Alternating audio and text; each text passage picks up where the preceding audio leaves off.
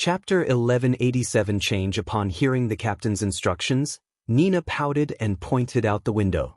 Are any of Frank's experiments not strange? Katlia was momentarily at a loss for words. All she could do was sigh and say, if there are any signs of danger, write to me immediately. As a mysticologist, she also had her own messenger. All right. Nina puffed her chest out and said, if there's anything to blame, it's solely because I'm the most mature and reliable person on the future.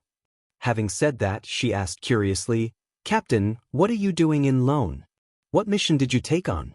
Are you going to engage in some sabotage raids behind enemy lines?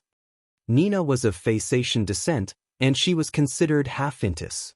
She naturally had some inclinations in the recent war. Therefore, she guessed that her captain had established contact with Intis's intelligence department. You could say that, Katlia replied sternly. In a sense, Nina's guess wasn't wrong. She had indeed taken on a mission and was dealing damage in Lone's capital, Backlund. However, her target wasn't an official faction, but a cultist.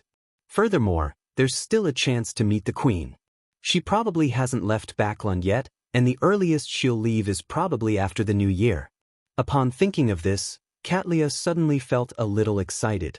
Ever since she left the Dawn, she hadn't really met Queen Mystic. She only had letters to communicate with her, or, despite being on the same boat, they didn't communicate with one another for some reason. Nina didn't dare to press further as she pointed to the door and said, Captain, is there anything else? If not, we'll leave. Katlia nodded, indicating that this future bosun could leave with her subordinates. Just as Nina held the handle and gently twisted it, Katlia suddenly recalled something and hurriedly shouted, Nina. Nina, whose blonde hair was tied into a high ponytail, turned around with a confused expression. Don't drink. Katlia emphasized seriously. When I return to the ship, you'll be allowed to have your fill. Nina immediately revealed a charming smile. Deal. Katlia thought for a moment before exhorting, apart from Frank, you have to take note of Heath's condition. Don't let him generate curiosity towards unknown voices, and don't let him be overly exhausted. Also, pull Adalav out of his room frequently, and control the frequency and times he interacts with mysticism knowledge. Also, I know. Don't I know them all too well? Nina waved her hand and agreed. After the bosun and her subordinates left the captain's cabin and closed the door behind them, Katlia cast her gaze out the window to look at the currently invisible Backlund. After a few minutes, she took out a tarot card from the deck in her hand. It depicted a lonely old man with a glass lantern and a staff, the Hermit card. Late at night, Backlund, Empress Borough, Earl Hall's house. Audrey, who was wearing a white silk nightgown, suddenly opened her eyes. She took a blue cloak and draped it over her body. She then got out of bed and walked to the full-body mirror in the room. Through the crimson moonlight shining through the curtains, she carefully observed herself. Her pair of emerald green eyes seemed to glow brightly and limpid. It was so clear that one could clearly see every detail. Audrey closed her eyes. By the time she opened them again, all the abnormalities had vanished. The corners of her mouth curled up bit by bit, and a small depression appeared on her face. Her eyes curved slightly as she silently praised herself. Audrey, you've finally come this far. She had completely digested the Dreamwalker potion. According to her confidence in herself and her predictions, she had originally believed that it would take until February for her to digest the potion. To her surprise, she had encountered many strange and completely different dreams recently. This included many dreams within dreams, dreams that were a result of a mental illness, lucid dreams, dreams caused by the influence of evil spirits and wraiths, and the dreams of a few demigods. Under normal circumstances, as a dreamwalker, Audrey could generally determine the creature's level when entering a dream, thus avoiding danger. However, those demigods had hidden themselves very well. Only when she entered their dreams did she realize that something was amiss and nearly jumped in fright. Fortunately, she wasn't discovered all those times. She ended up accumulating experience, and she began carefully touring, traveling, observing, and analyzing in the demigod's dreams, allowing her to greatly digest her potion. In addition, The other special dreams gave her a completely different experience. After that, she attempted creating multiple dreams within dreams. Some attempted to hide behind the scenes in her dreams and guide them in an ingenious manner to develop and interfere with the subconscious in a reverse manner. She treated the mental illness of the owners of the dreams, or the corruption caused by an evil spirit or wraith. To a certain extent, she had gone against the requirements of only observing, recording, and not making any interference.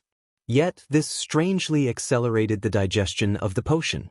This made her conclude a new principle. If you really want to interfere, then be the mastermind and conductor behind the scenes. It's so that even if the goal succeeds, no one will notice it. This was something that Audrey had done very well. The few people with serious mental illnesses had unknowingly recovered after having 5 or 6 strange dreams. And it was very normal for a dream to appear strange and incomprehensible. To be able to digest the Dreamwalker potion so quickly, it's mainly a result of my good luck recently. Without so many unique experiences, I definitely have to wait another month or 2. Yes, I might even be caught by a demigod and be thrown into a beyonder prison or directly be killed. When did my luck become so good? It seems like it started after I sacrificed the ice cream to that Fate Domain's angel, his blessed. Audrey looked at her reflection and blinked her eyes with a smile. She quickly retracted her gaze, scanned her bedroom, and walked to the dressing table. Sitting on it was a deck of cards. In a room of a girl who enjoyed mysticism, it was normal for her to have a deck of tarot cards. Audrey stretched out her right hand and touched the card at the top with her fingertip. She slowly took a deep breath and muttered to herself, "The fighting at the Amantha mountain range is getting more intense." Mid-Seashire had already lost a port? It said that the defenses of the Hornacis mountain range in Civilaus County can't last until spring. If not for the fact that we have gained a significant advantage at sea, our connection with the southern continent's East Balam would have surely been severed. Alfred is still there. I wonder how this war will develop. Thankfully, I'm about to become a demigod. Mr. World has already given me the manipulator's potion formula and main ingredient. The 7 drops of tears that were shed from intense human emotions have also been found during my dream experience recently. The tree mentor's golden leaves were obtained via a trade with Little Sunday. I'm just short of the blood of an elderly mind dragon. Phew, I'll try to trade for it with the psychology alchemists. Before Vin Rambis died, I was already the person in charge of a small psychological discussion group. But will this reveal that Vin Rambis's death has something to do with me? Or could I get Mr. World to summon the blood of an elderly mind dragon from history? This can last for at least 15 minutes. When I succeed in advancing, I'll converge my spirituality and complete my queuing. Its disappearance will not affect anything. After all, it's just a supplementary material. Audrey, you actually learned how to fake things. What's more, it's on such matters. After a self-deprecating comment, Audrey began to think about the kind of situation to use to complete the advancement ritual of a manipulator. The ritual required one to drink the potion while in the midst of an emotional resonance generated during a special occasion with at least 10,000 people. As her thoughts raced, Audrey came up with a preliminary idea: the goddess's winter gifts day? But no matter how large a mass is, it can't accommodate 10,000 people. The cathedral can't accommodate so many people. Yes, it's usually impossible. If there's a chance, I can donate a sum of money. I can suggest we do an extremely large mass in Memorial Square so as to placate the souls that passed away during the war. In the most important square, the family members, relatives, and friends of the deceased are invited. As long as they accommodate a certain proportion of the participants, the emotions that resonate will affect the others who are participating in Mass, allowing the ritual's requirements to be satisfied. After calmly analyzing the situation, Audrey suddenly bowed her head and looked at the mirror on the dressing table. She saw that the faint smile on her beautiful face had long disappeared, leaving behind only calmness and sadness in her eyes. She stared at herself, her lips curling up slightly as she whispered, "Audrey, you've become despicable." Closing her eyes and opening them again, Audrey had returned to normal. She reached out to the stack of tarot cards on the dressing table and flipped the card at the top. The card depicted a goddess of justice sitting on a stone chair with a sword in one hand and a balance in the other, coldly watching everything. Backlund, Hilston Borough, in a house with a fireplace. "You've finished digesting your scribe potion?" Zio had just changed into her home clothes when she heard the piece of unbelievable news upon walking back to the living room. Furs nodded with a haggard expression. "Yes. Do you know what kind of life I've been enduring recently?" As she was being forced to travel to 6 places in a consecutive manner, she had to experience, admire, and record the sights day and night. In addition, she would be pulled up above the gray fog, recording all kinds of strange or high-level beyonder powers. The lightning storm and the historical void-summoning powers had been replaced several times. They had finally recovered their original setup today. "I don't know," Zio answered honestly. "I know you don't know." Furs took a deep breath and said, "What about you? How have you been recently?" "Not too bad. It was arranged for me to preside over a paranormal court, and I had some thoughts about the acting principles. The speed at which the potion is being digested has increased," Zio acknowledged. "I find it hard to imagine you wearing a judge's robe and sitting at the tribunal's seat to judge." Furs sighed from the bottom of her heart. "Are you trying to say that the prisoners and lawyers won't be able to see me?" Zio added, not minding it at all. Furs laughed dryly and said, "I'll need to have some rest to prepare my advancement ritual to become a traveler." "Don't you need to go deep into the spirit world? Do you have a way?" Zio asked in puzzlement. Furs nodded and said, "That person asked me to summon his messenger." Chapter 1188 Thick-Skinned Summon His Messenger. As judgment of the Tarot Club, as a member of MI9, Zio understood what a messenger meant. Furthermore, she knew that the middle ranks of the numinous episcopate widely used messengers. Before she could ask for more details, she saw Furs walk towards the guest room on the first floor with her eyes vacant and footsteps listless. She said with an ethereal voice, "Let me sleep for a while. We can talk later." She slept all the way till the next morning, waking up thanks to the aroma of meat. "Desi pie?" Furs rubbed her eyes and walked out of the room. She saw that the table was already filled with food. "Yes." Zio came out of the bathroom. "The one from the corner of the street. It's not bad." Furs enthusiastically acknowledged and sat beside the dining table. She quickly picked up the desi pie and stuffed it into her mouth. After finishing one, she drank a mouthful of sweet iced tea and sighed in satisfaction. "This is life. Oh no, I forgot to brush my teeth." After she was done washing up, she finally regained her ability to think. She looked at Zio in puzzlement and said, "Did MI9 not have any suspicions about how you secretly became a judge?"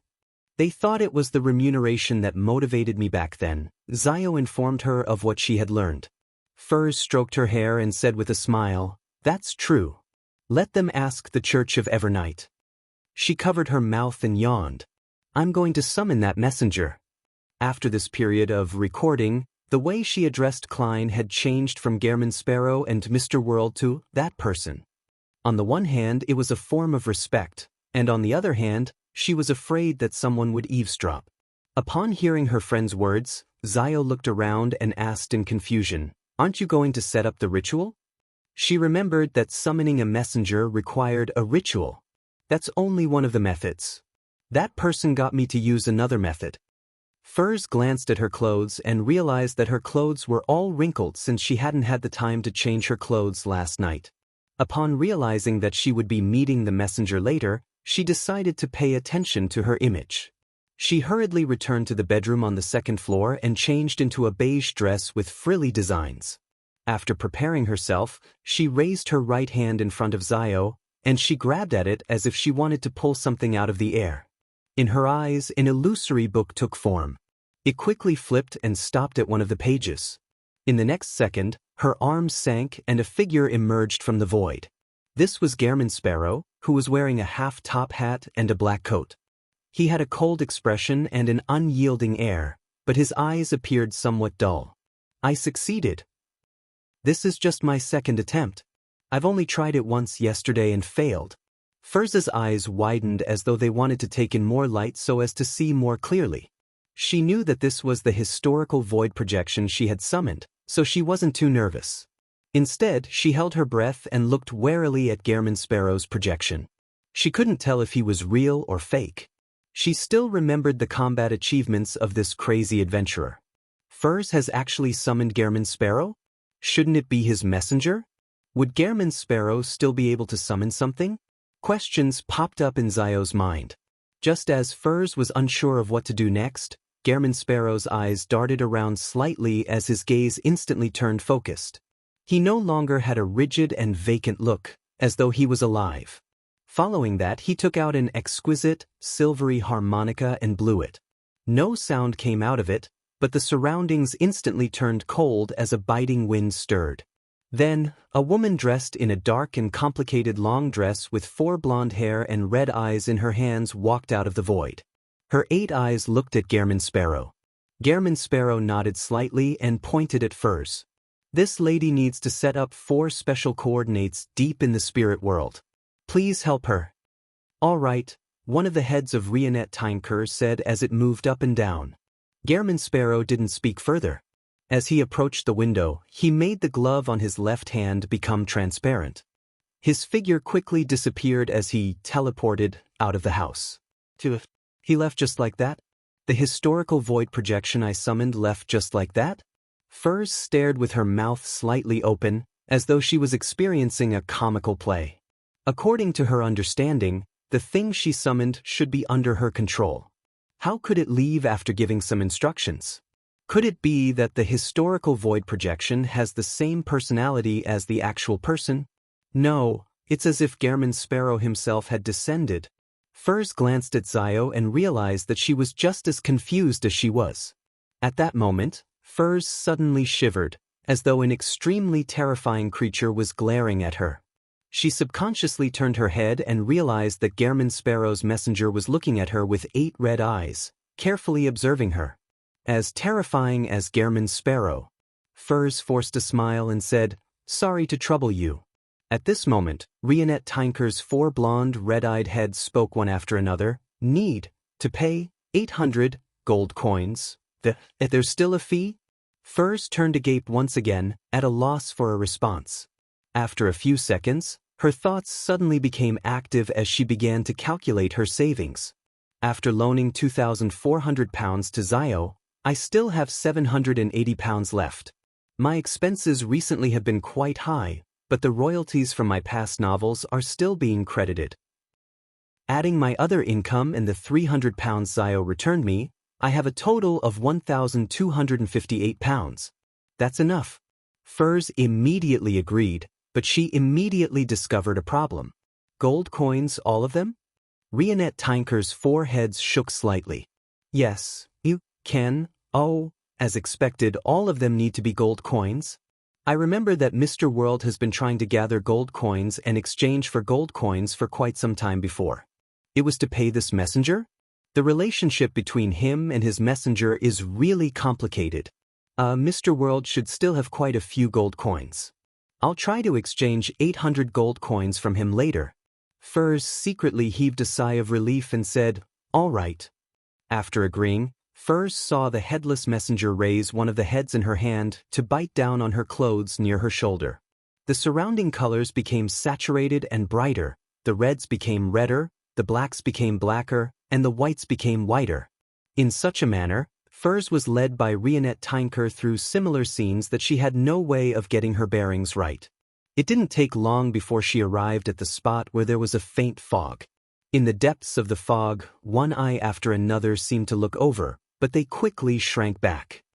When Furs summoned Gehrman Sparrow's projection from the historical void to Backland, he had immediately entered the fog of history and dashed all the way to a period before the first epoch.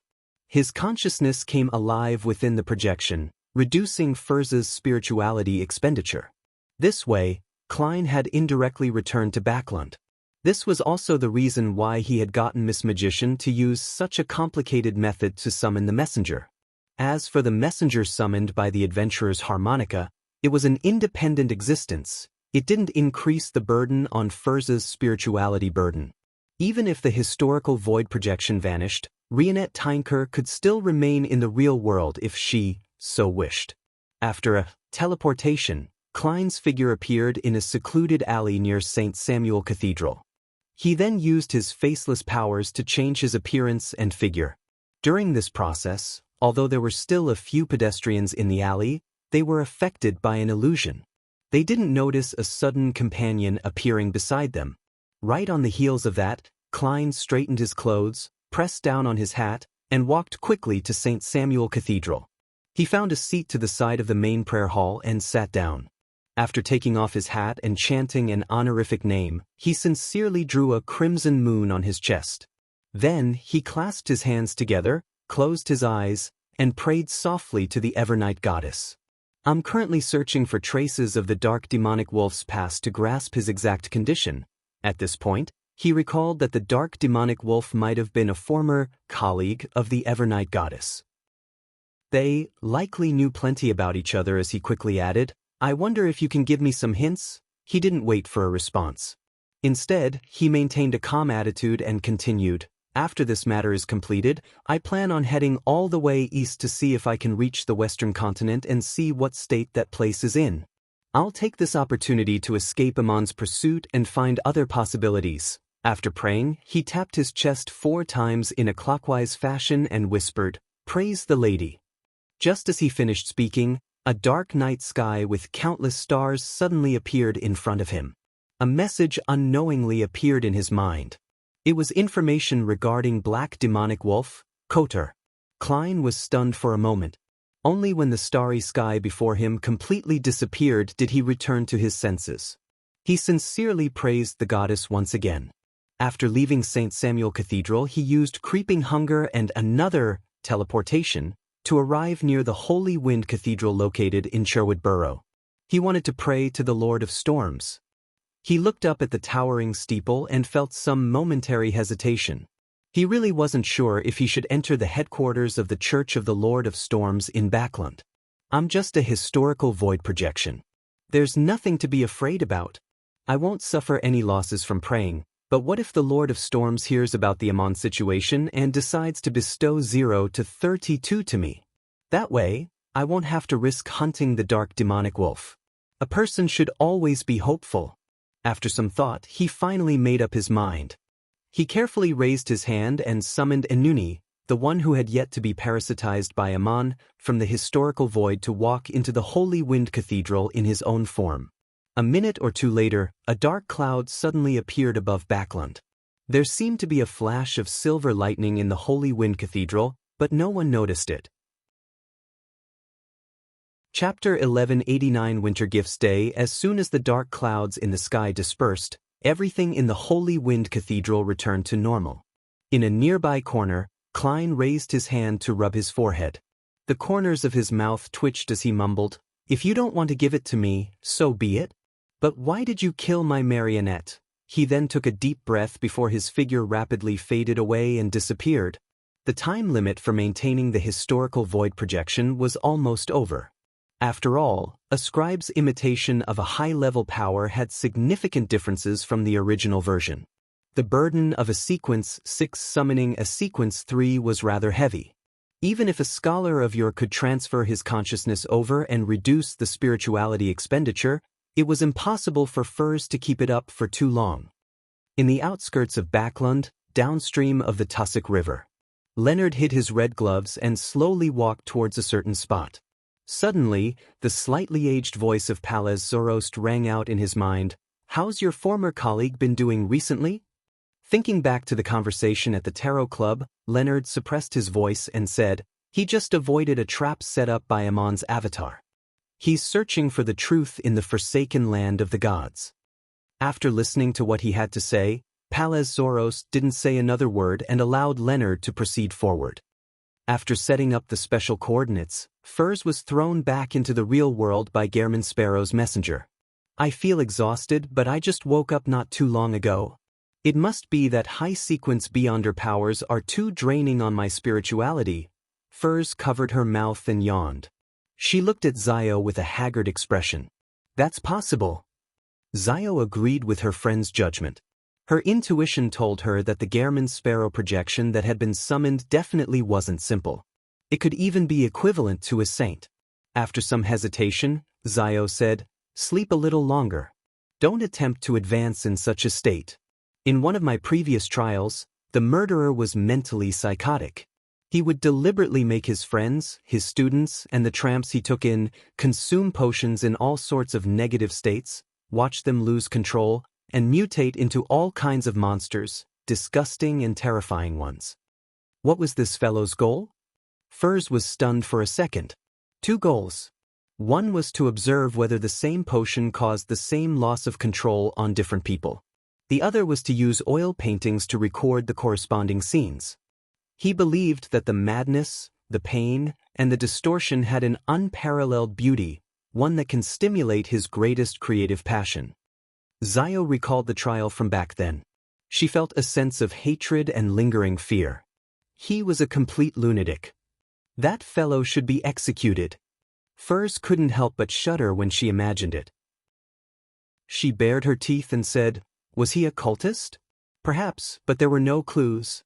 On the surface, he appeared to be an outstanding artist, and he is very famous internationally. If it wasn't for more than 5 of his students and friends who had disappeared over the past few years, attracting our attention, then he might have had to wait until he completely went mad and lost control, becoming a monster, before this matter would be discovered. Zio suddenly paused for a moment before saying, "Back then, everyone in the law enforcement team that opened his hidden basement vomited.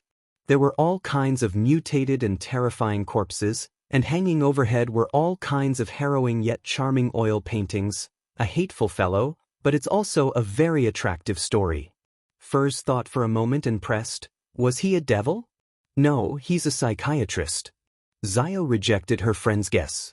"You sentenced him to death?" Furs asked in anticipation. Zio shook her head. "His defense lawyer convinced me that he's more suited to be a sealed artifact researcher." "There's a lawyer? You have lawyers at the paranormal court? Isn't it all a direct trial?" Furs asked in surprise.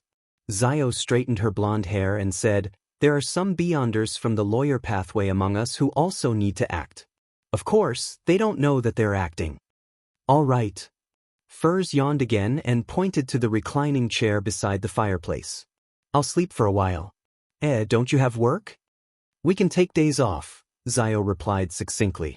Furs didn't ask further as she walked to the fireplace and collapsed into it. About 2 to 3 hours later, she woke up and cogitated for 15 minutes.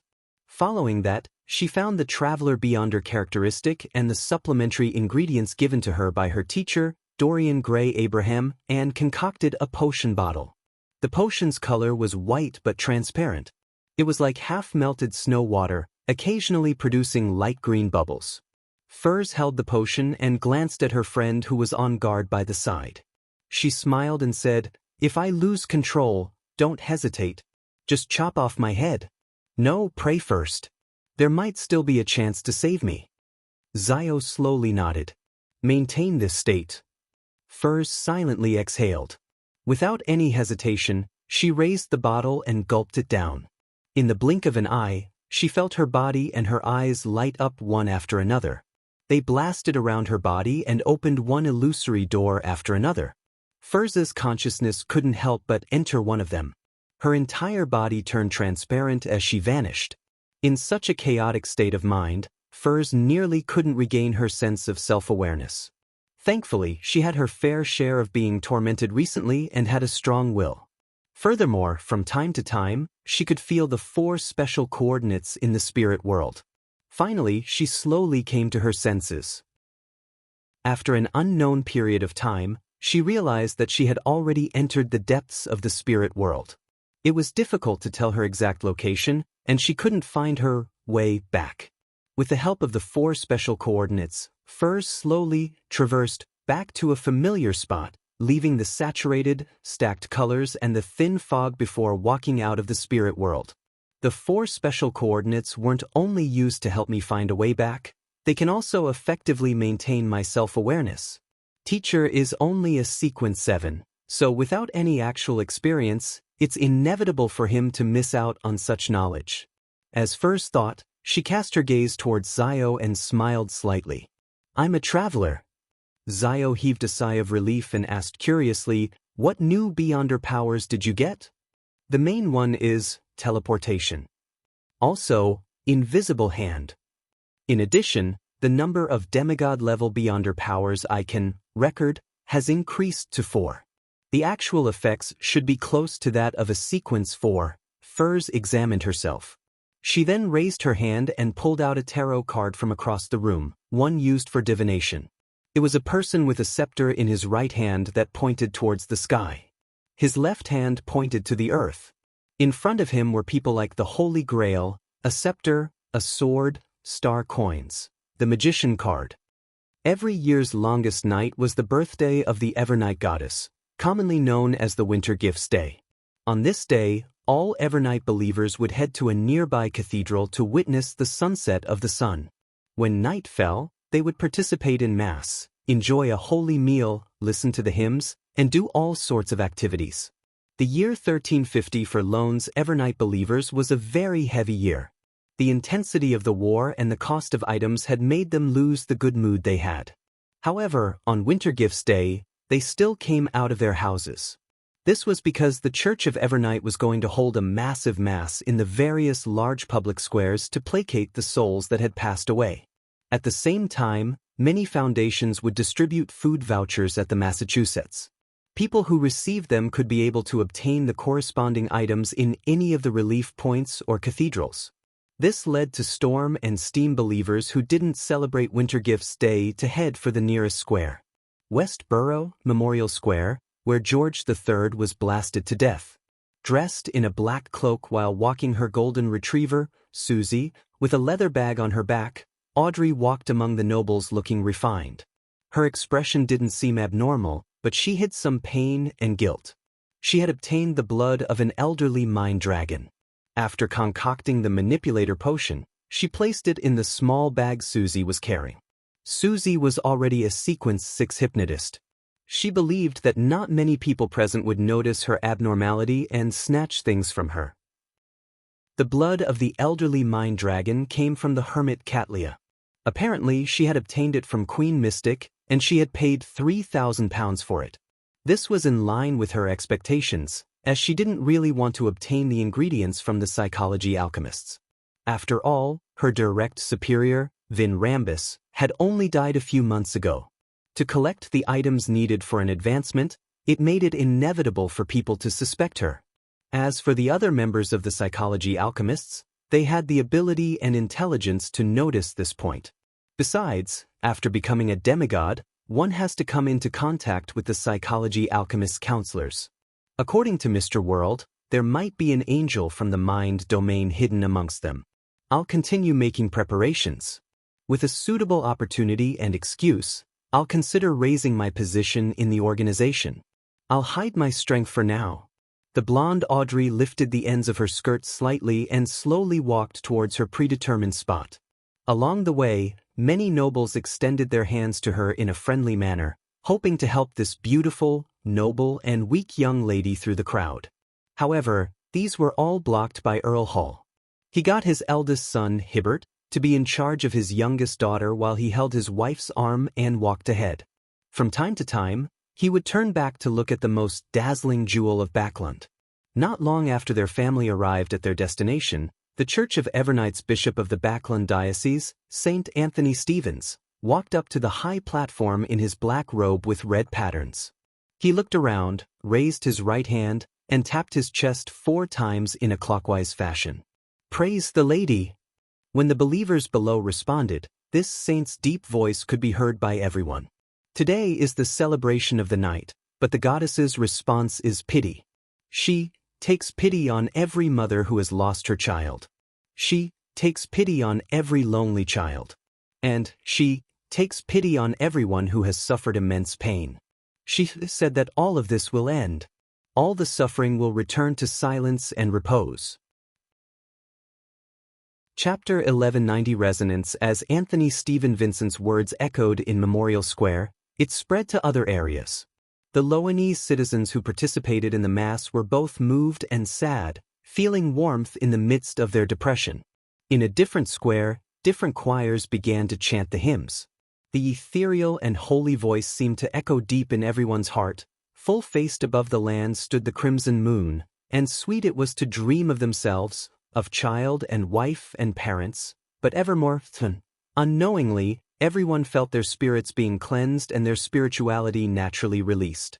They seemed to have entered a dream and were strolling in a quiet darkness. Their children were sleeping here. Their parents, their wives, their husbands, their friends, and the deceased were no longer suffering. They no longer had any pain, their expressions were peaceful and gentle. We look upward into the night sky, we tenderly say her name, ever-night goddess. She who heard us, she would surely agree, smiling with purity at the dead. Come, rest and sleep well, my children. The people who were strolling in the dream felt awash with intense sorrow once again, as though they realized that they were really going to bid each other farewell. They recalled all the beautiful memories from the past. They recalled the scene of their family enjoying delicacies and having fun at the dining table. They recalled the people who looked at them warmly and the pain of seeing them get hurt. When they learned of their passing, it was as if they could tear their souls apart. They recalled the dark clouds and separation that had been brought to this war. They were sleeping peacefully in this serene nation, no longer having any worries. However, the people who survived had to suffer the days and nights, turning haggard and withered. One teardrop after another flowed down. The people participating in Mass at Memorial Square could no longer suppress their emotions as they silently released the pain they had accumulated. A huge wave of sadness filled the air, mixed with the chanting of the choir, as though it had a corporeal form. Cross your hands humbly, over your breast. Make the silent prayer, and shout from the bottom of your heart, the only escape is tranquility. 3. The people who were sobbing silently with their eyes closed subconsciously followed the content of the hymns and made similar gestures. Then, they shouted in their hearts, infected with each other's emotions, the only escape is tranquility. The grief reached an apex with more than 10,000 hearts resonating at Memorial Square. At this moment, Audrey opened her eyes and bent down. She took out a bottle of potion from the leather pouch that her golden retriever, Susie, was carrying. There were countless points of light floating in the potion, just like the manifestation of the sea of collective subconscious. Audrey didn't hesitate. Under such circumstances, she removed the bottle cap and gulped down the liquid inside. Unlike in the past where she could experience the potion's slush through her throat and into her stomach, she immediately felt abnormal. She felt that she could no longer sense her body. Her entire being seemed to have condensed into an idea as she merged into the illusory sea around her. This was her first time directly seeing the sea of collective subconscious without passing through a dream or mind island. As though she had returned to her mother's embrace before she was born, she returned to the very beginning where the imprints left by human ancestors were washed away by the tides as they crumbled and were influenced. There was fear, madness, and all kinds of terrifying mental corruption. For a moment, Audrey found it difficult to resist. Her consciousness faded, and her body shook as though it was on the brink of melting away. However, the sea nearby wasn't serene. There was a certain degree of undulations, spreading the intense sorrow and pain around.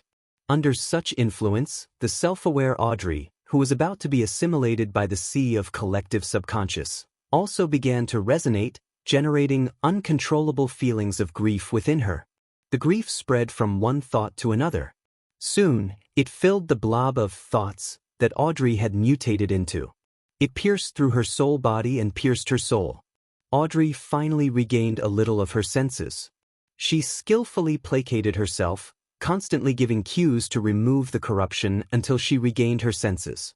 The voice in her ears became clearer and clearer, louder and louder.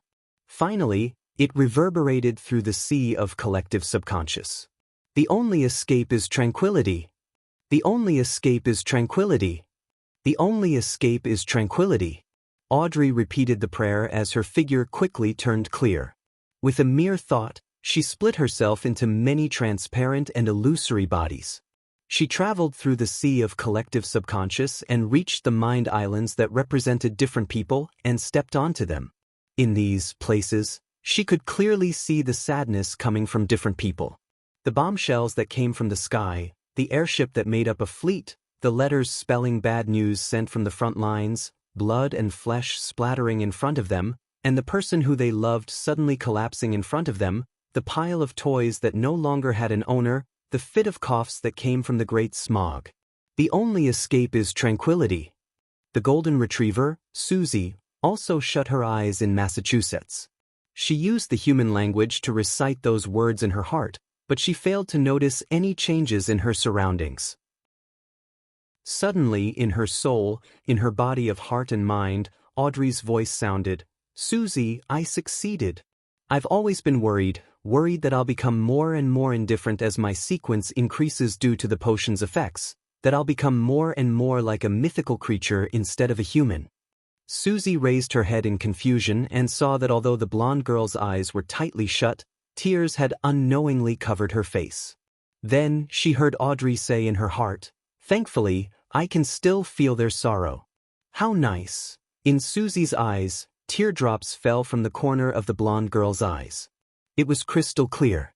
At this moment, the sun's final ray of light was swallowed. The night brought about tranquility.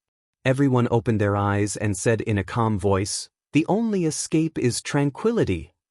After crying without restraint, the bright, cheerful Audrey's mood became heavy. She became a little sensitive and a little sad. It made everyone who saw her feel a sense of love from the bottom of their hearts.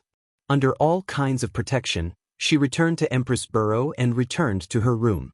Only then did she have the chance to seriously examine herself and digest the knowledge and experience she gained from the sea of collective subconscious. Others might not be able to tell, but Audrey knew very well that the tall, blonde, blue-eyed beauty in the mirror already possessed extraordinary strength and exaggerated dragon-scale defenses. She could break through a block of steel with one punch. Oh, I can still use dragon transformation. It's equivalent to using an incomplete mythical creature form. However, I have to wait until I get used to the potion and keep stacking up the correct psychological cues. Otherwise, I can lose control. Every dragon transformation can't exceed a certain amount of time. Otherwise, even if I have the means to treat my mind and soul, I'll be contaminated by madness and confusion, causing me to lose control. My current limit is about a minute. The core power of a manipulator is manipulation. I can allow a body of heart and mind pass through the sea of collective subconscious and enter another person's mind island. I can directly change their subconscious and read their thoughts, silently driving them to do all sorts of things. Matching manipulation is virtual persona. I can create many personas, allowing them to have a corresponding body of heart and mind. This aspect can resist a lot of influence in the mind domain, and on the other hand, it can allow me to use them to silently invade the target's island of consciousness without any signs of it. I currently can have only 13 virtual personas. A manipulator can also create a terrifying mental plague.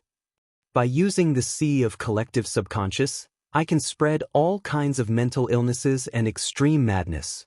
Yes, all has turned into mind deprivation, a huge area of effect version. It's no longer just the single effect of awe. I can also transform my designated thoughts into a mind storm that will sweep the surroundings, affecting all my enemies. Haha, as a manipulator, it naturally comes with the ability to travel the sea of collective subconscious. It's called consciousness stroll. Otherwise, my target would have long left by the time I arrived at a location after a series of complicated manipulations. Audrey looked at herself in the mirror and suddenly revealed a faint smile. Then she puffed up her cheeks and opened her mouth as if she was about to spew something. Since her mythical creature form was a mind dragon, it definitely had to have some form of dragon's breath. This was an attack that could directly stimulate and harm the target's body of heart and mind and soul body.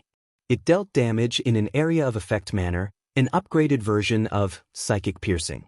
Following that, Audrey's green eyes turned slightly and she looked away. She sighed inwardly. This is what it means to be a demigod. These powers make even me feel afraid. How powerful is Mr. World for him to be able to kill Vin Rambus? In the ancient palace above the fog. As the participants of the hunting operation made their preparations, they decided to organize a private gathering to discuss the details. A manipulator, is that terrifying?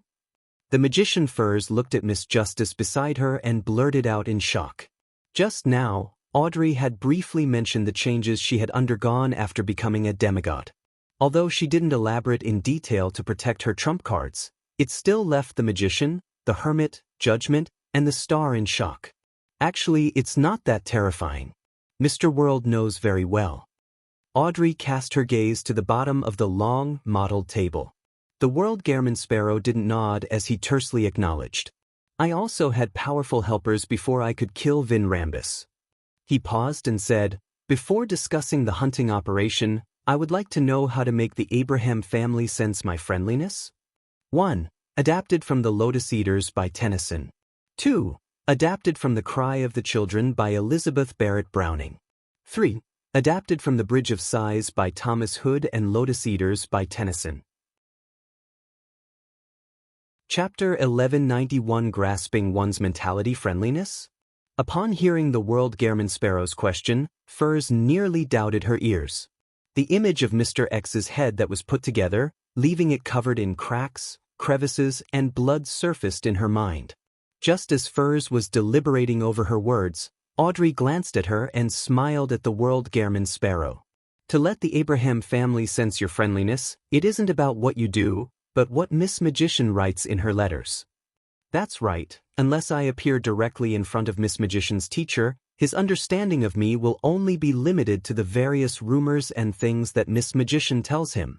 As long as the story she tells is good enough, even if it doesn't fit the actual situation, it doesn't matter.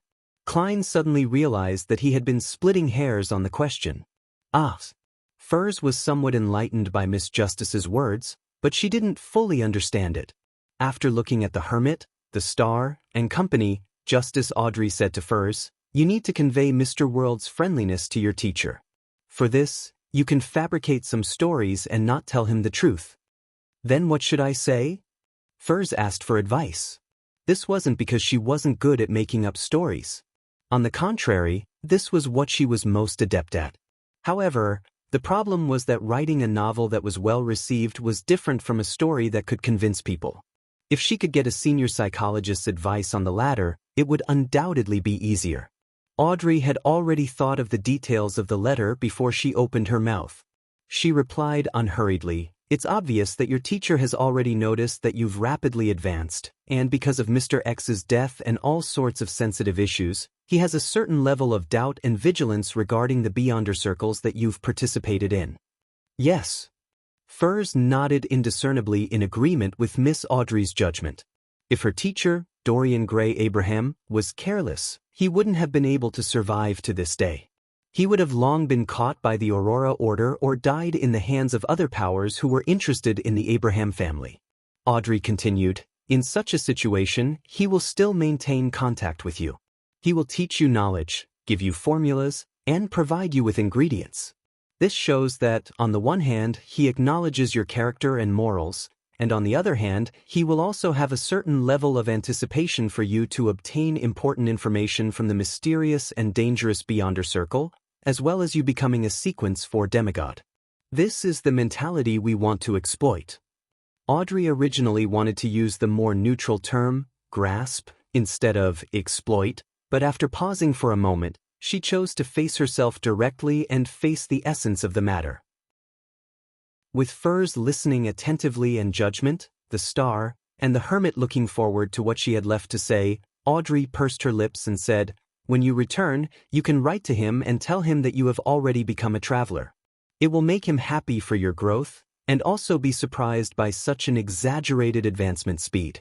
Then, you can answer the question he asked previously, saying that the gentleman who was seeking to purchase the Worm of Star had mentioned something, that the ancient curse in the Abraham family seems to come from a secret existence known as Mr. Door. This is a question that your teacher has never told you about but is definitely concerned about.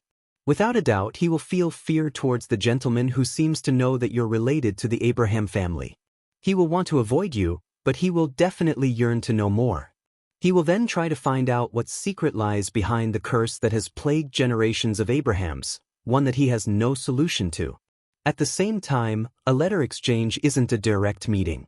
It will give him a certain sense of security.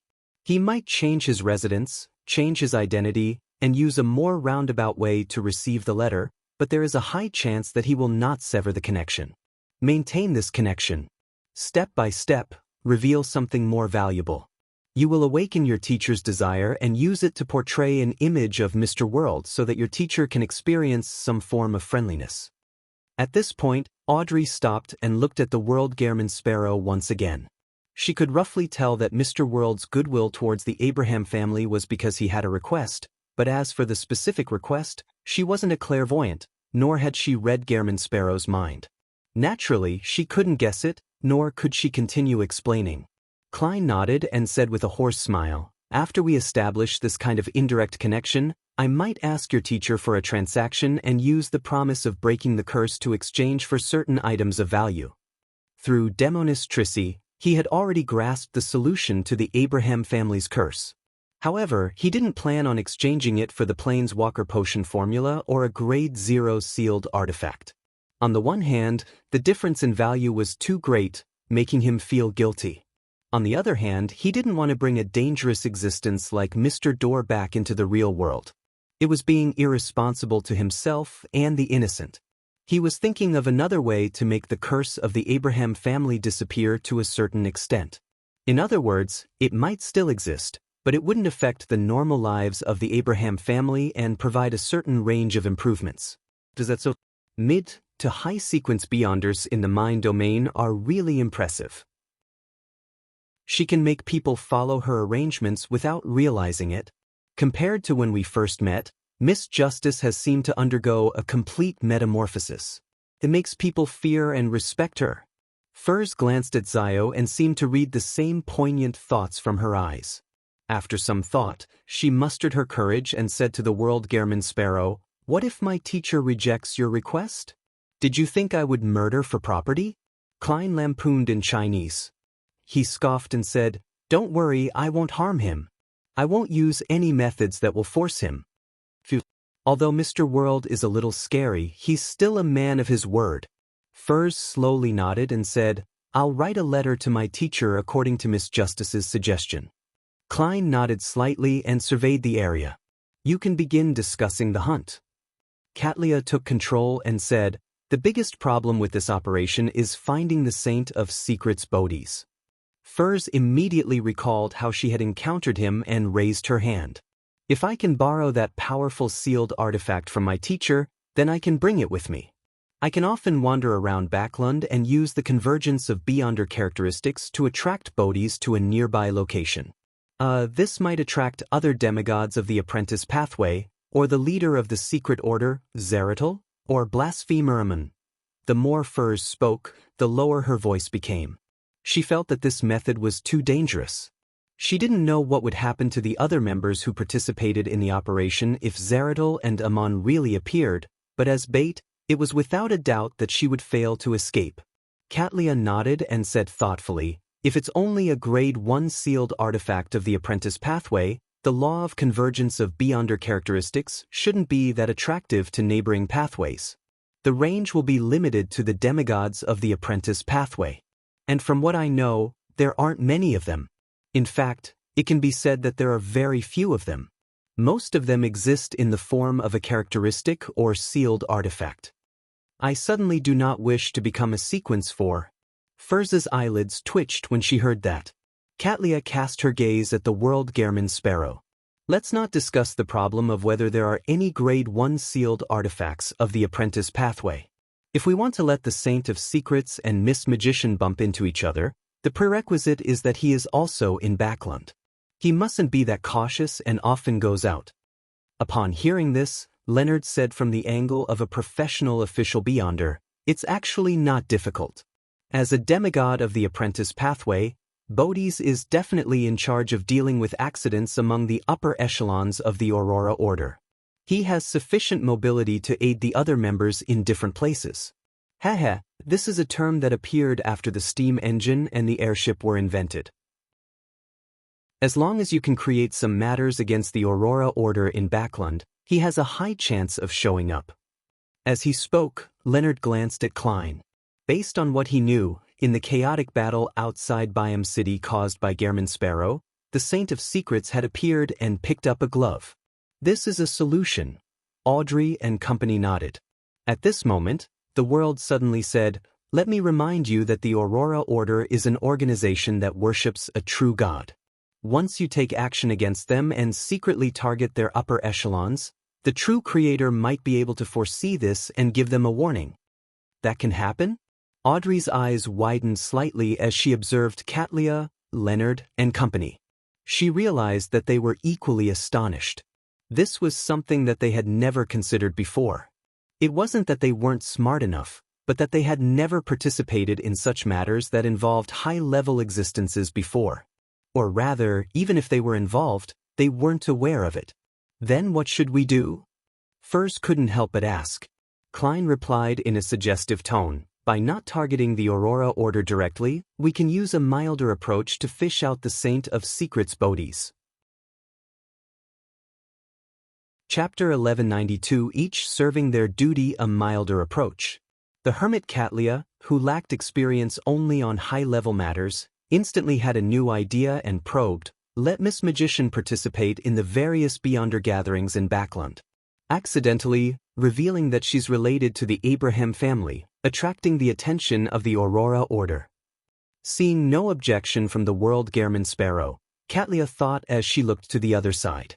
How we can make this matter appear reasonable without arousing suspicion, how to design the steps and procedures needed to expose herself, and how to lay the foundations at each one of the gatherings. These might require your help, Miss Justice. From her point of view, only a manipulator who could accurately grasp the various mentalities of the different people at the gathering could allow the scheme to appear natural and reasonable without leaving a trace. "All right." Audrey nodded solemnly, feeling somewhat excited. She then added, "Although I've never done anything similar before, I will try my best to make everything seem reasonable. Why do I suddenly feel a little afraid? Why do I feel like we are all inexperienced people? Apart from Mr. World, who can't directly participate, Ma'am Hermit might be very experienced in other aspects, but she shouldn't have been involved in such hunting before. This isn't a game, it's a cruel act that can kill someone if we aren't careful." Furs trembled when she heard this. She had a deep suspicion of the experience of most of the members. This included herself. However, when she thought of how Miss Justice and Ma'am Hermit were already Sequence 4 demigods, and that she and the Star were at Sequence 5, she felt that this wasn't too serious of a problem. After all, every powerhouse had accumulated their experiences over time from nothing. Furthermore, they still had the World Gehrman Sparrow, the strongest hunter over the 5 seas. Reasonable. Manipulation. Listening to the conversation between Ma'am Hermit and Miss Justice, Klein subconsciously extracted the keywords. This reminded him of how he had used 0-08 and the experience of playing out situations that had been arranged by 0-08. He couldn't help but sigh inwardly. It's no wonder the spectator's Sequence 1 is called author. This is indeed a very reasonable development, but it can change from a guidance to being forced. There's no need to rush yourself to make the arrangements in detail. Go back and think it over carefully. Yes, at the same time, we need to combine the feedback from the scene to make adjustments. Katlia nodded in thought as she immediately had a new idea. When Miss Magician participates in the Beyonder gatherings, it's best you hide in the vicinity. Use your control of the sea of collective subconscious to monitor every participant's thoughts and accurately grasp the feedback. Would 13 virtual personas be enough? There should be more than 13 members at a Beyonder gathering. I can switch to using monitoring to select a target to focus on. Audrey quickly analyzed the feasibility of the suggestion and tersely acknowledged. That wouldn't be an issue. To her, this was also a form of training. At the same time, it was also a form of acting. She didn't directly use her Beyonder powers to affect the target, but instead used her precise understanding of the target's mental state to manipulate them by using words, behavior, actions, and a script. Seeing that there was no problem on Miss Justice's side, the hermit Katlia looked at the magician. "In order to prevent a surprise attack and to better grasp your surroundings, I need to plant something on you." "What is it?" Furs asked warily. Katlia glanced at the world at the bottom end of the long, mottled table. After receiving the permission of Mr. Fool's Blessed, she raised her hand and pressed it between her brows. A pair of transparent eyes appeared in front of her, ones that were without eyelashes, looking cold and heartless. This is the eye of mystery prying. After becoming a mysticologist, I can place it on someone else's body. Whatever it sees, it will be what I see.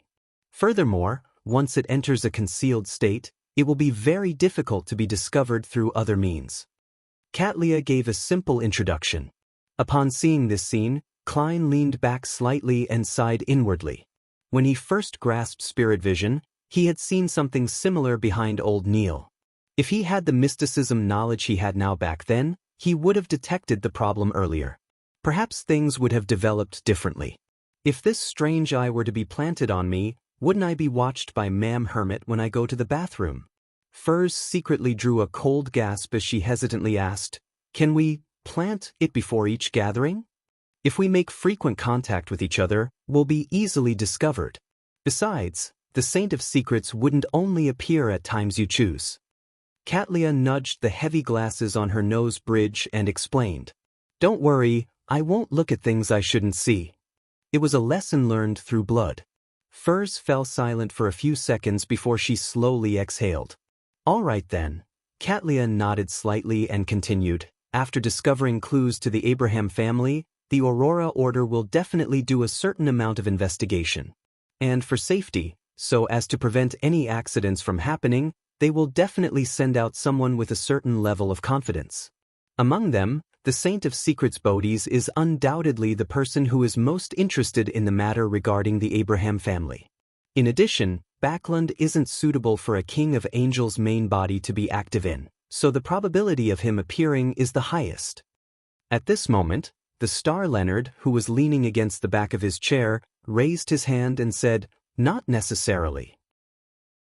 According to the information we have gathered, the Aurora Order has other high-ranking members in Backlund, Saint Tenebris. After Mr. A disappeared, he came forward to organize certain matters. When the time comes, the person responsible for tracking the clues to the Abraham family might very well be him, not the Saint of Secrets. After all, this is his diocese.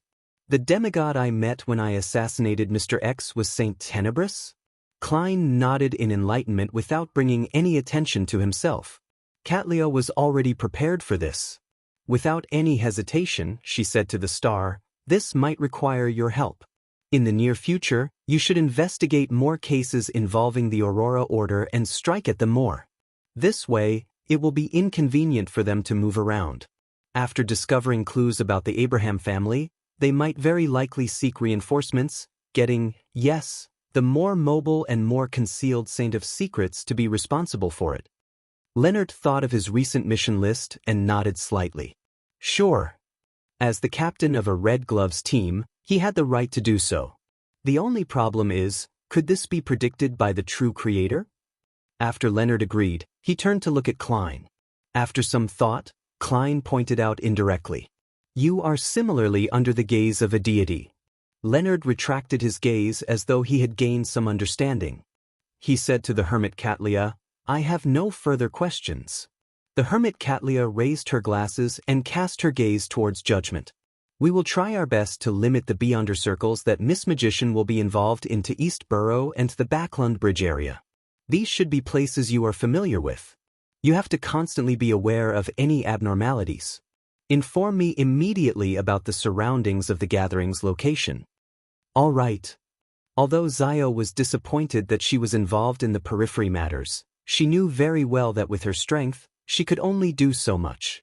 At that moment, Katlia thought for a moment before saying, "You are a judge. When the time comes, you might need to do some area of effect prohibition. This might not be effective against the Saint of Secrets, Bodhi's, but it should be able to cause some interference. Don't doubt it. As support, mid-sequence Beyonders can similarly influence a saint to a certain extent. All of this is under the premise of a demigod resisting a demigod while all I provide is support. The education Zio had received since she was young, and the addition of the knowledge she learned from MI9 now put an emphasis on cooperation. It was very easy to understand what Ma'am Hermit was saying. At this point, the plan had just started taking form. The next step was to adjust it bit by bit through on-the-ground feedback. Furs heaved a sigh of relief when she suddenly thought of something. She hurriedly said, "Previously, Mr. World mentioned that Bodhi's might have a Grade 0 sealed artifact. How should we deal with it?" Frankly speaking, she didn't have a direct impression of how terrifying a Grade 0 sealed artifact was. This was because she had never encountered one before and had never seen anyone encounter it before. However, she had experienced the Grade 1 sealed artifacts that Gehrman Sparrow had borrowed from Mr. Fool. She knew how terrifying it was, and with a Grade 0 sealed artifact being one grade higher than a Grade 1 sealed artifact, it was obvious how potent one was. In the rumors that Furs had heard, some Grade 0 sealed artifacts could even destroy Backlund, or even the world. Katlia said after a few seconds of silence, "On the one hand, through Miss Justice's grasp of the minds of the people around you, she will be able to find traces of possible existences. On the other hand, with Miss Judgment's understanding of the various anomalies in the region, and combining it with divination, we will be able to determine ahead of time if there are any sealed artifacts. If we can't get any feedback from all of this, and if the Saint of Secrets has a Grade 0 sealed artifact with him, you don't have to be too afraid. He won't kill you immediately. He will definitely try to gain control of you and interrogate you at a safe place. We have enough time and opportunities to separate him from the sealed artifact. Remember, a sealed artifact that a Beyonder possesses isn't completely a part of his strength. During this process, didn't you record some high-level Beyonder powers? If the situation is critical, don't hold back and try your best to escape." "Sounds like you're not very confident either." Furz's face suddenly turned pale as she forced a smile. "I'll try my best." At this moment, the World Gehrman Sparrow took the initiative to speak. "In times of necessity, pray to Mr. Fool. I will also ask him to provide his protection in advance and provide some revelations. As this operation wouldn't pose a threat to Klein's actual body regardless of the development, and it might involve a Grade 0 sealed artifact, he could only gain some revelations from his initial control of Sapphira Castle." "That's good." Furs, Zio, and company heaved a sigh of relief. When the private gathering was coming to an end, Klein glanced at Katlia and said, "It looks like there's no way to end the operation before New Year. I'll provide you with the advance payment." He then condensed some of mysticism knowledge he had never mentioned into a pale white brilliance and pushed it to the hermit. Chapter 1193 Heading is Dark Angel Sasser might very well be the negative personality that's expelled from the ancient sun god. Mr. Dor was once the most powerful king of angels. The Abraham family also possesses at least 2 Grade 0 sealed artifacts that's at the level of an angel of the apprentice pathway. The underlying rules of this world are chaos and madness. Pieces of mysticism knowledge resonated in Katlia's mind, causing her to feel weighed down in addition to her shock. If it wasn't for the Tarot Club, Mr. Fool's protection, and the World Gehrman Sparrow's help, she believed that it wouldn't be easy for her to obtain such knowledge. She definitely had to take a tremendous risk in exchange. If she wasn't careful, she would attract the attention of certain high-level existences or be embroiled in madness and pain. "Thank you for your advance payment. This will greatly help me digest the potion." Katlia opened her eyes and thanked him sincerely. According to her original plan, she believed that she would be able to gain some mysticism knowledge after meeting Queen Mystic. With Gehrman Sparrow's current advance payment, her mysticologist potion would most likely be completely digested. Unfortunately, a few days before she arrived in Backlund, Queen Mystic Bernadette had left the city to trace a lead. This left Katlia extremely disappointed. Upon hearing Ma'am Hermit's words, Klein, who was pretending to be the world, laughed hoarsely. "A price is exacted for what's bestowed." As his voice echoed, he nodded at the 2 ladies, Justice and the Magician, indicating that he was also directing those words at them. After the private gathering ended and the members left Sapphira Castle one by one, Klein stood up and walked back to the seat of honor from the bottom end of the long, mottled table to the seat belonging to the Fool. He leaned back into his chair and propped his elbow on the armrest as the void beside him rippled and formed halos. These were prayer lights that came from puppets controlled by a historical projection that Klein had summoned. They had existed before the gathering, but the corresponding area had been hidden from the rest, so no one could sense it. It was only now restored to normal. He cast his gaze at the rippling light and expanded his vision into the distance. In the real world, a dark mountain stood erect. There was a mountain hole at the mountainside that extended downwards. This was once a place that hid many humans who had survived the cataclysm, but they were later turned into dark demonic wolf Kotar's marionettes. During this period of time, Klein kept tracing the clues and found 3 spots where the dark demonic wolf had hidden himself. However, Klein didn't gain much from them. The reason was simple. Just like now, there was a rock in the cave. On it sat a young man wearing a classic black robe, a pointed hat, a broad forehead, and a thin face, Amon. This angel of time seemed to sense the gaze from Sapphira Castle as he raised his head and adjusted his crystal monocle. The corners of his mouth curled up slightly. Klein retracted his gaze, his facial muscles twitching slightly as he muttered, "What a haunting presence. It's not like this fellow doesn't understand the dark demonic wolf's past. Is there a need for him to destroy all the clues I need? Furthermore, he only comes slightly earlier than me every single time. If it wasn't because he wasn't Amon's match, he really wanted to hang him up and beat him." Phew. Klein exhaled and immediately returned to the real world. He wore a black top hat and carried a dim yellow lantern. He dispelled his maintaining of the historical projection and, without looking back, he left the mountain and ventured deep into the silent wilderness. There was no hesitation in his footsteps, as he had already obtained detailed information about the dark demonic wolf, Kotar, from the Evernight goddess. He was well aware of the character, styles, and habits of the god of wishes. The reason why he was still searching for the dark demonic wolf's past was mainly because he wanted to verify the information. After all, the East Continent had been in the forsaken land of the gods for more than 2,000 years. The dark demonic wolf had escaped the Evernight goddess's attention for a sufficiently long period of time, so it was very likely that some abnormalities and changes in character would occur. If he made a plan following the intelligence provided by the Evernight goddess, there was a small chance that he would make the mistake of launching a surgical strike using an outdated map. Under the tremendous pressure from the true creator and Amon, the chances of the dark demonic wolf transforming isn't low. Perhaps it has even turned abnormal or half-mad because of the excess stress. Klein couldn't help but lampoon inwardly. The words, dark demonic wolf, could actually be switched to Klein Moretti or Zhou Mingrue ad verbatim. It just needed to be said in future tense.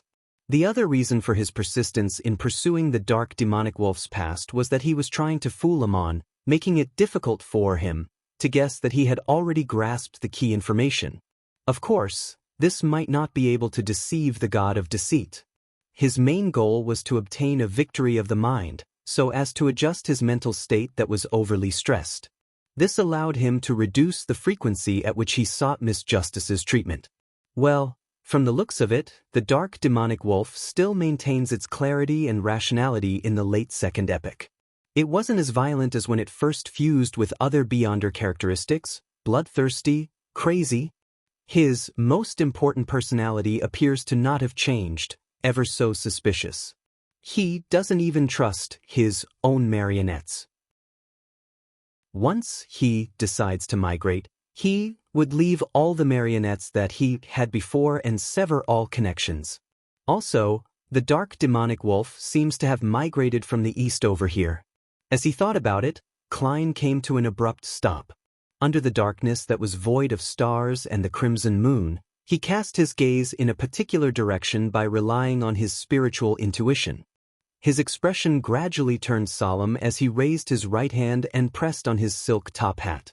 Then he adjusted the direction he was heading in and walked towards where his eyes were trained at. That was the east. In the endless darkness, the lantern in his hand cast a lonely shadow. His trench coat was almost the same color as the distant night as his footsteps quickened. Backlund, Empress Borough, inside the Hall family's luxurious mansion.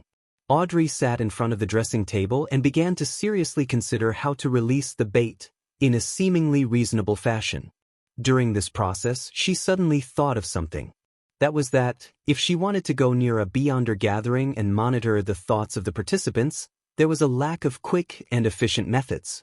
As a sequence for demigod, she neither could fly nor teleport. She also couldn't use the flames to jump secretly. It would be fine if it was late at night, but if she wanted to use dreams as a springboard, she could only rely on her feet during the day and evening. Actually, my speed isn't slow, but if I were to run faster than a steam train, I would definitely attract attention.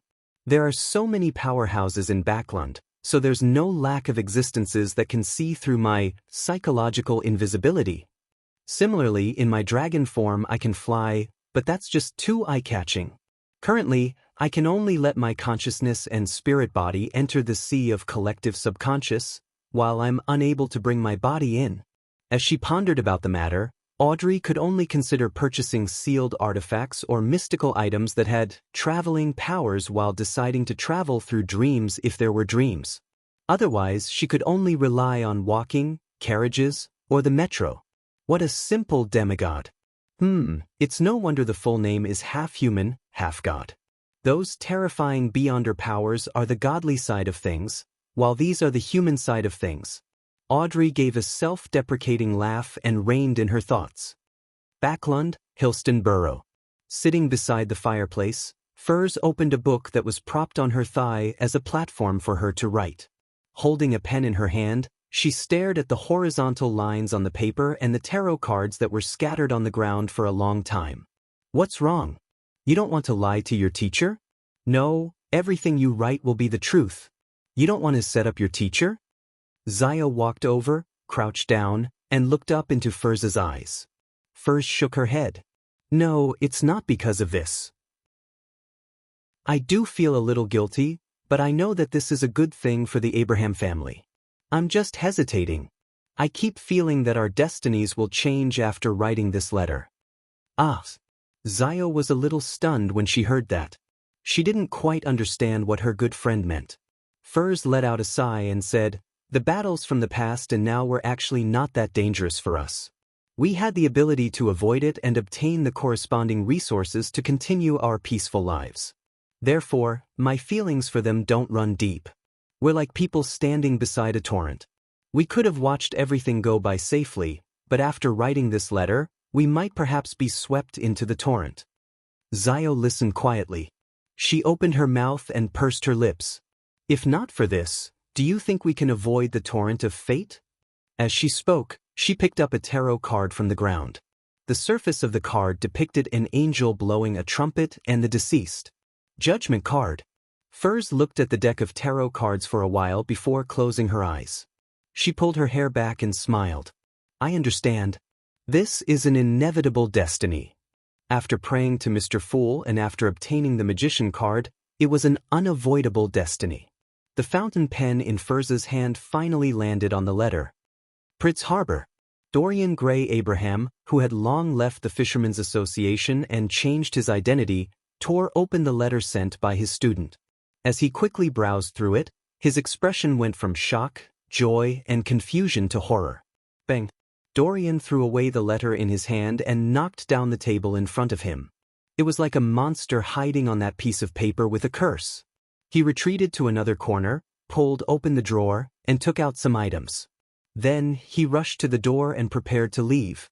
When his right hand touched the brass doorknob, Dorian's actions suddenly slowed down and finally stopped. He slowly turned around and cast his gaze at the letter on the ground. There was a complicated look in his eyes. After a few seconds, Dorian Gray Abraham slowly walked towards the letter. He walked with hesitation, feeling the dilemma and struggles, but he didn't stop. It was as if he had been seduced by the devil. Chapter 1194. A Lion's Hunt of a Rabbi/Beach. Finally, Dorian stopped beside the letter. He bent down and reached out his right hand. His fingers trembled as he grabbed the edge of the paper and picked it up. This time, Dorian was very careful. He began reading each word, one after another from the very beginning. Sometimes he was enlightened, sometimes confused, sometimes puzzled, and sometimes in pain. The letter Furs had sent wasn't long. He only used 3 minutes to read it twice before he fell into a long silence. The sunlight shined through the window and landed on the toppled table. Dorian Gray Abraham's lips suddenly quivered, but he ultimately didn't make a sound. Separated by a piece of paper, his right thumb and index finger quickly rubbed against each other and ignited the letter with a scarlet flame. After doing all of this, Dorian packed his belongings, put on his disguise, changed his clothes, and left the rented apartment. Using the identity he had previously prepared, he went to another place. After settling down, he sat beside the desk and stared at the brass ornament, seemingly deep in thought. The area became darker and darker as the sunlight weakened. Dorian's eyelids twitched as he slowly sighed. He then unfolded the piece of paper and picked up the fountain pen. As he pondered, he wrote, "I'm very happy to see you digesting the scribe potion in a few months. This means that you might really become a demigod. These are the key points to take note of while acting as a traveler, at least the ones that I know of. However, you have to remember that everyone's personality is different. There will always be some differences in acting in real life, so you can't copy blindly.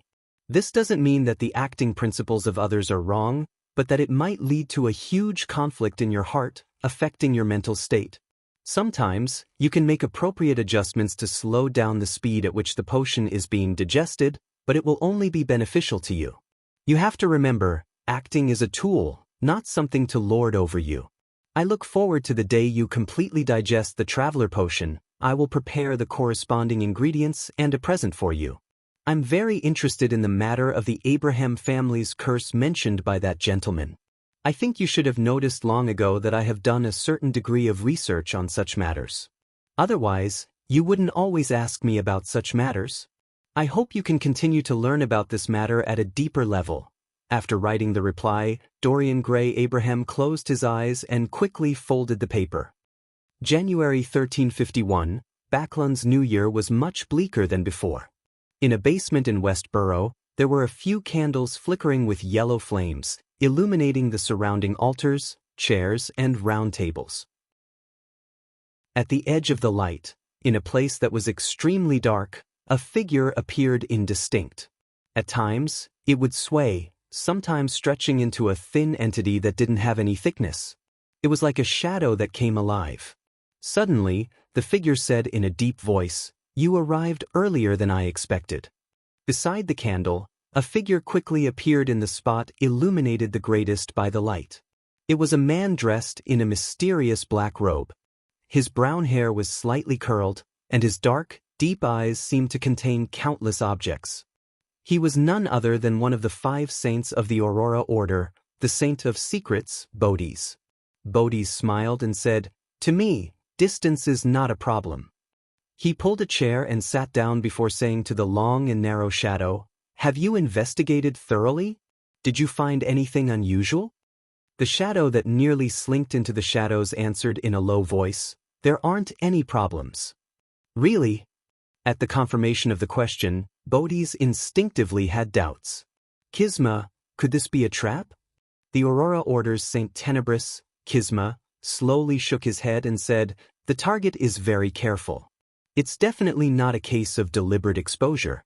If she wasn't seeking to purchase an ancient wraith's cursed item, we wouldn't have been able to sense that she might be related to the Abraham family." Saint of Secrets Bodis seemed to be in thought as he said, "An ancient wraith's cursed item. This is one of the main ingredients of scribe.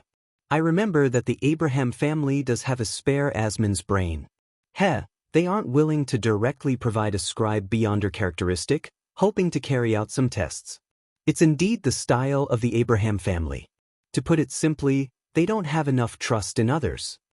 Saint Tenebris Kisma didn't echo Bodhi's words as he continued, "Even if she was seeking to purchase the main ingredients of the scribe potion, we wouldn't have noticed any problems. After all, not every believer knows the corresponding mysticism knowledge, but she even mentioned some questions related to Apprentice and the Abrahams. She was really cautious in this aspect. The circle of beyonders from which she sought to purchase materials from and the one she asked questions weren't the same. Different matters were left to different circles. Furthermore, at times, she would hire other participants to help her make requests. If it weren't for the fact that we have our people in those few circles and were able to combine the intelligence, we wouldn't have noticed her. Saint of Secrets Bodhi's nodded slightly and asked, "Why didn't you just take action? You even came to me?" In the shadows, the darkness stirred and replied slowly, "The situation in Backland is getting more and more tense. The Nighthawks, the mandated punishers, and the machinery hive mind are carpet sweeping the area, one spot after another. We're being watched very closely. If I were to handle this matter, it would be fine if there weren't any accidents. However, if an accident were to happen, I might not be able to escape due to not having grazed a secret sorcerer. Besides, aren't you the one who is most interested in the Abraham family?" Bodhi's chuckled and said, "I'm not interested in them at all. I just want them to all die. To ensure my own safety, the most important thing is to nip revenge in the bud. This is the philosophy I abide by." As he spoke, the Saint of Secrets took out a crystal ball from his black robe's pocket. The crystal ball was neither clear nor translucent, as if it had been injected with the dark night. As he touched it with his palm, his lips quivered. This strange crystal ball suffused a resplendent glow. They were like stars that slowly spun, forming a complicated scene.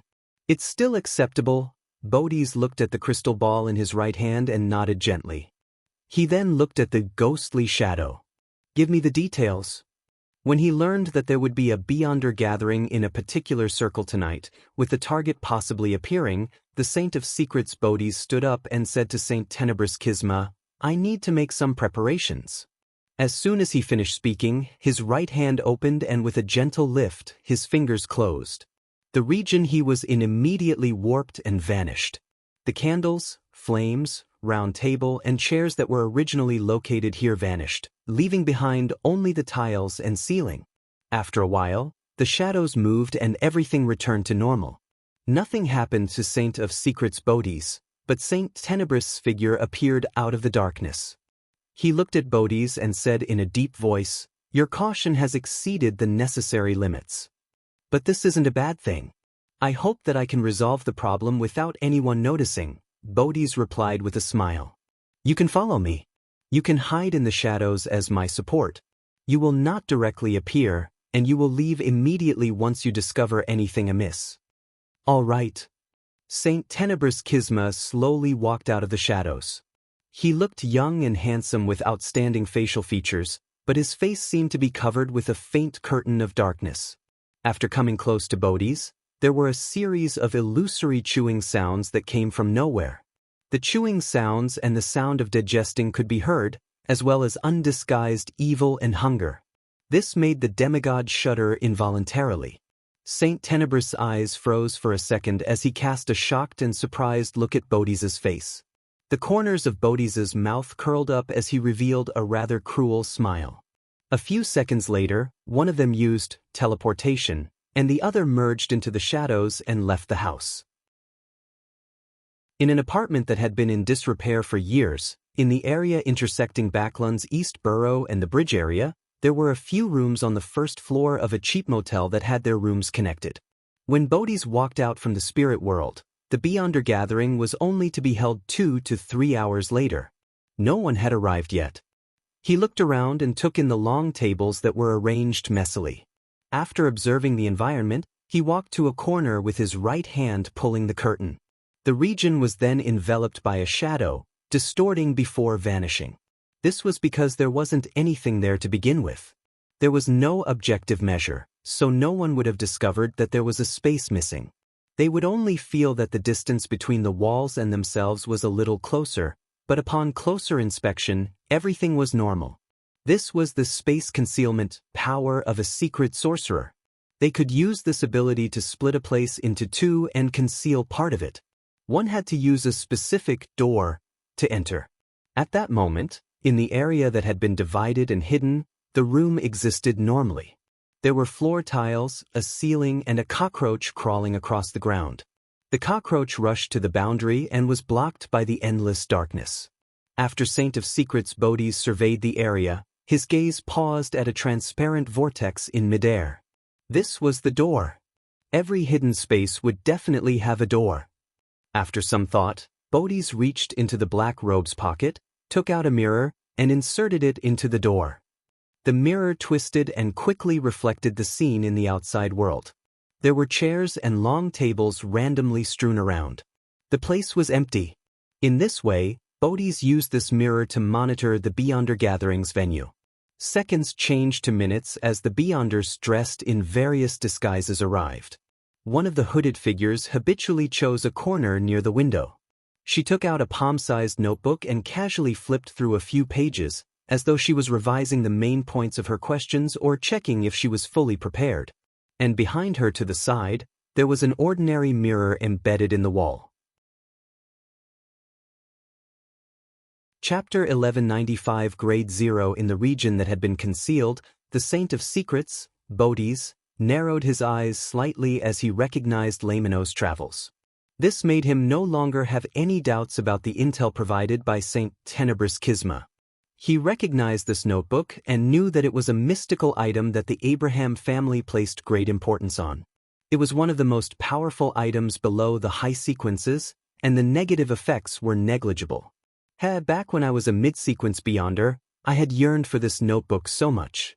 In the end, the Abraham family was wary of me and didn't place any importance on my needs at all. Now, have they learned their lesson? This woman shouldn't be a descendant of the Abraham family. Otherwise, she wouldn't have gone around searching for the cursed item of an ancient wraith. Bodhi's muttered inwardly as his expression gradually turned grim, showing hints of a cruel fervor.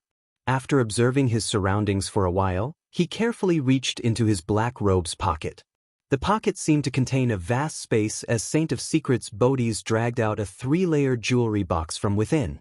This jewelry box wasn't tiny, making it difficult to hold it with one hand. It was mainly silver-black in color, and its surface was covered with exquisite decorations.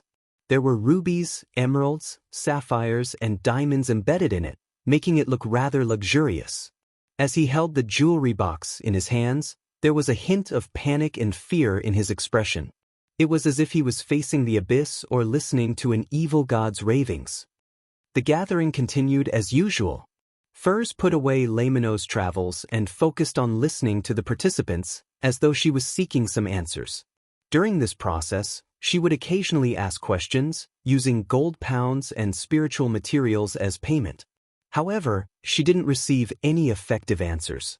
Gradually, the Beyonder gathering came to an end. The host arranged for the different participants to leave from different exits. Soon, only Furs and a few other Beyonders were left in the room. After receiving the signal of the host, Furs stood up and resisted the urge to stretch herself as she walked towards the side door. At this moment, she realized that her body had stiffened. Her head could barely turn, but it felt like she was a toy that had its torsion spring wound up. From the corner of her eye, she saw that the grayish-white walls had turned silvery black in an instant. They were covered in granules as though they were made of metal. The remaining participants and the host had their skin lose the luster that it should have possessed. Their eyes were dull, their movements mechanical, as though they were large dolls. In the concealed area, Bodhi's had opened the jewelry box at some point in time. The interior of its top layer wasn't exquisite enough, but it had completely restored the scene of the room. In the room, there were chairs and long tables scattered haphazardly. There were a few palm-sized puppets sitting or standing, as though they were trying to simulate reality. Among these people, the person standing was wearing a hooded robe. The shape of her chin was beautiful and her lips were plump and red. It was none other than Furs. She and the remaining Beyonders, together with the gathering's host, had silently become toys. They had been taken into the highest layer of the jewelry box. The room that connected in the external world was only left with grayish-white walls. Nothing else. The corners of Bodhi's lips curled up bit by bit. With his right hand, he closed the lid of the jewelry box. In just a single breath, he had magically controlled his target. This silver-black, 3-layered jewelry box was the Grade 0 sealed artifact that he had snatched from the Abraham family. As it had never been obtained by the Orthodox churches, nor was it ever deeply understood, it didn't have a corresponding number. According to what Bodhi's knew, This jewelry box originated from an Abraham family angel from the fourth epoch. He enjoyed roaming the cosmos and heading to different places in the vast universe. However, once, when he returned his family to rest, he died silently in his palace. His face was filled with fear, and his expression was twisted as if he had seen something extremely terrifying. A true mythical creature, one that could be considered a subsidiary god in the second epoch, had actually died silently without causing a stir. The death was extremely bizarre. The beyonder characteristic he left behind combined with his corpse, forming the jewelry box, that was quite different from the other kind of sealed artifacts.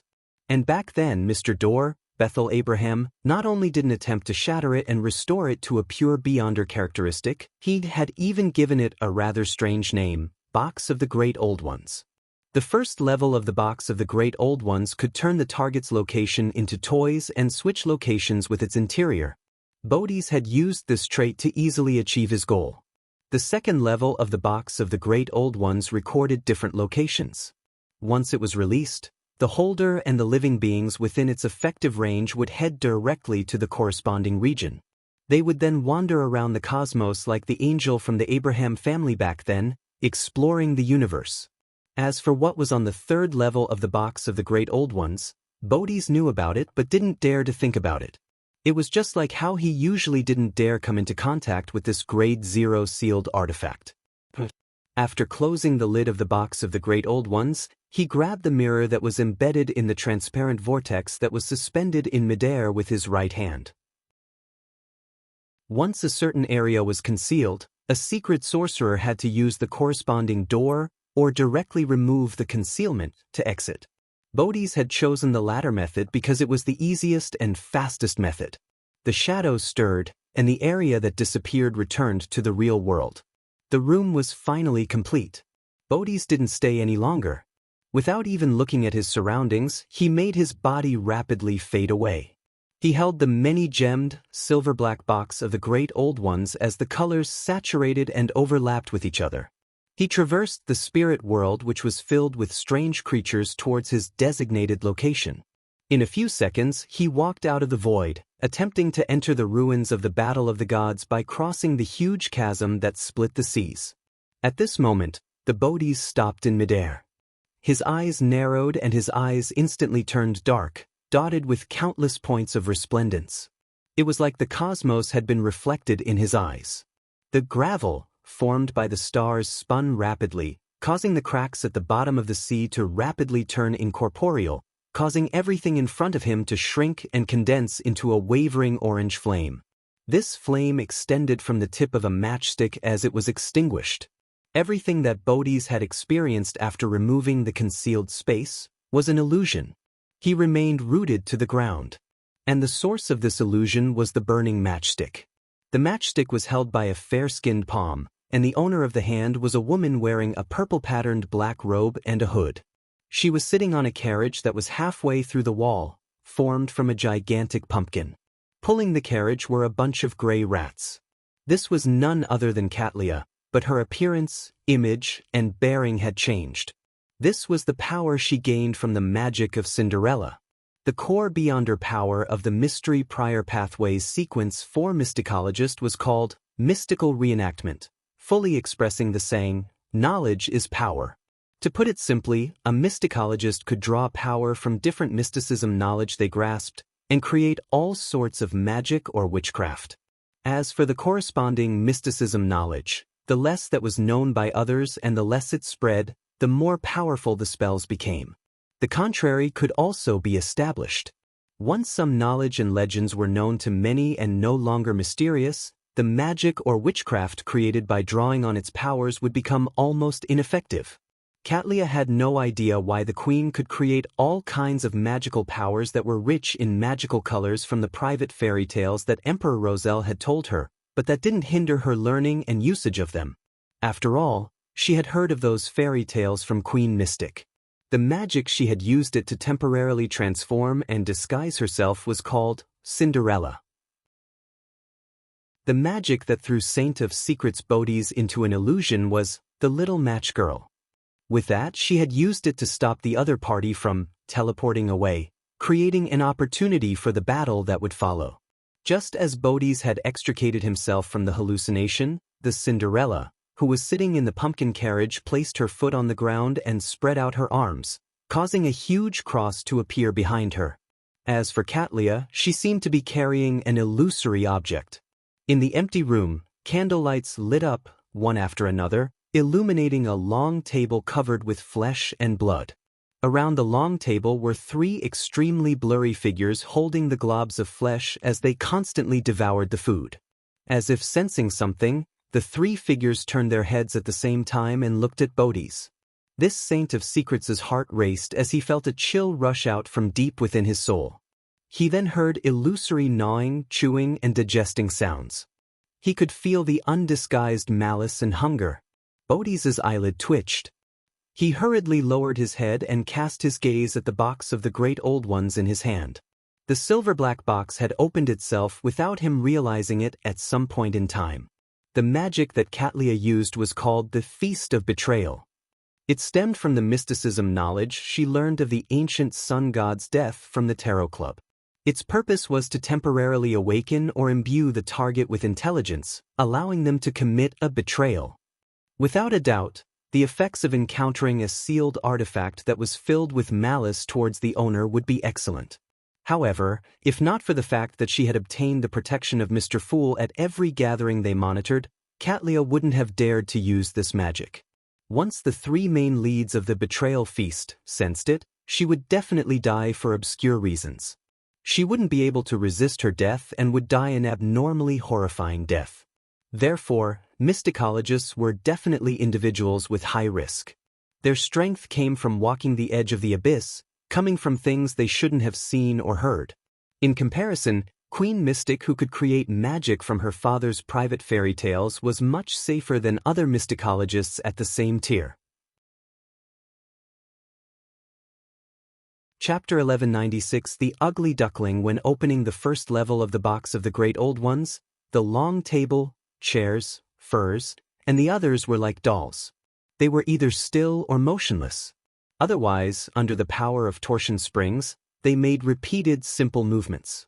Upon seeing this scene, Bodhi's hair stood on end. For some baffling reason, he felt that he was about to join and become one of them. He instinctively wanted to react to the Grade 0 sealed artifact in his hand, but he saw the hooded, purple-robed woman retract her right hand and hold it to her mouth, slightly clenched. A dark color instantly formed in her palm. It was an ancient bugle with a charm that appeared very heavy and powerful. The horn of magic, the horn of destruction. Bodhi's pupils dilated as he lacked the luxury of time to deal with the box of the Great Old Ones. He grabbed forward with his right hand, as though he had raised an invisible screen that shielded the void. The area he was in was distorted once again. He disappeared and was concealed. The horn in Katlia's hand let out a soft hum. It echoed in the room but didn't extend out of its confines. With the sound waves overlapping, the shadows shattered and the ground cracked. The space that had been concealed by the Saint of Secrets was like a thick piece of glass that had been struck by a sledgehammer. Countless cracks appeared and intertwined with each other. Elsewhere, a towering knight in full black armor appeared out of the shadows. He held a long broadsword, and two dark red beams of light glimmered in his eye sockets. Saint Tenebris Kisma. Once again, Katlia blew the horn. Everything in the room seemed to freeze into a translucent amber. Silently, the amber broke apart, and even the black-armored knight fell to the ground like a mirror, shattering into small shards. The distorted region returned to the real world. However, Bodhi's also managed to grab the gaps between the two horn blows as he created numerous illusory doors to appear around them. Some of them were double doors that opened outwards, some were deep and recessed, some were covered in mysterious patterns, and some were hollow in the middle, allowing one to vaguely see the boundless darkness behind them. The illusory doors were in bountiful numbers, densely packed, and overlapped together, almost enveloping the Saint of Secrets. Without any time to think further, Bodhi's immediately opened a grayish-blue door with 7 brass locks, and he threw the box of the Great Old Ones that was just about to have its second layer open inside. This was a secret sorcerer's exile. It could throw a target that he had gained initial control of into a corresponding chaotic space. As for the different illusory doors, they represented different scenes, ones where danger and opportunity coexisted. This kind of exile wasn't permanent.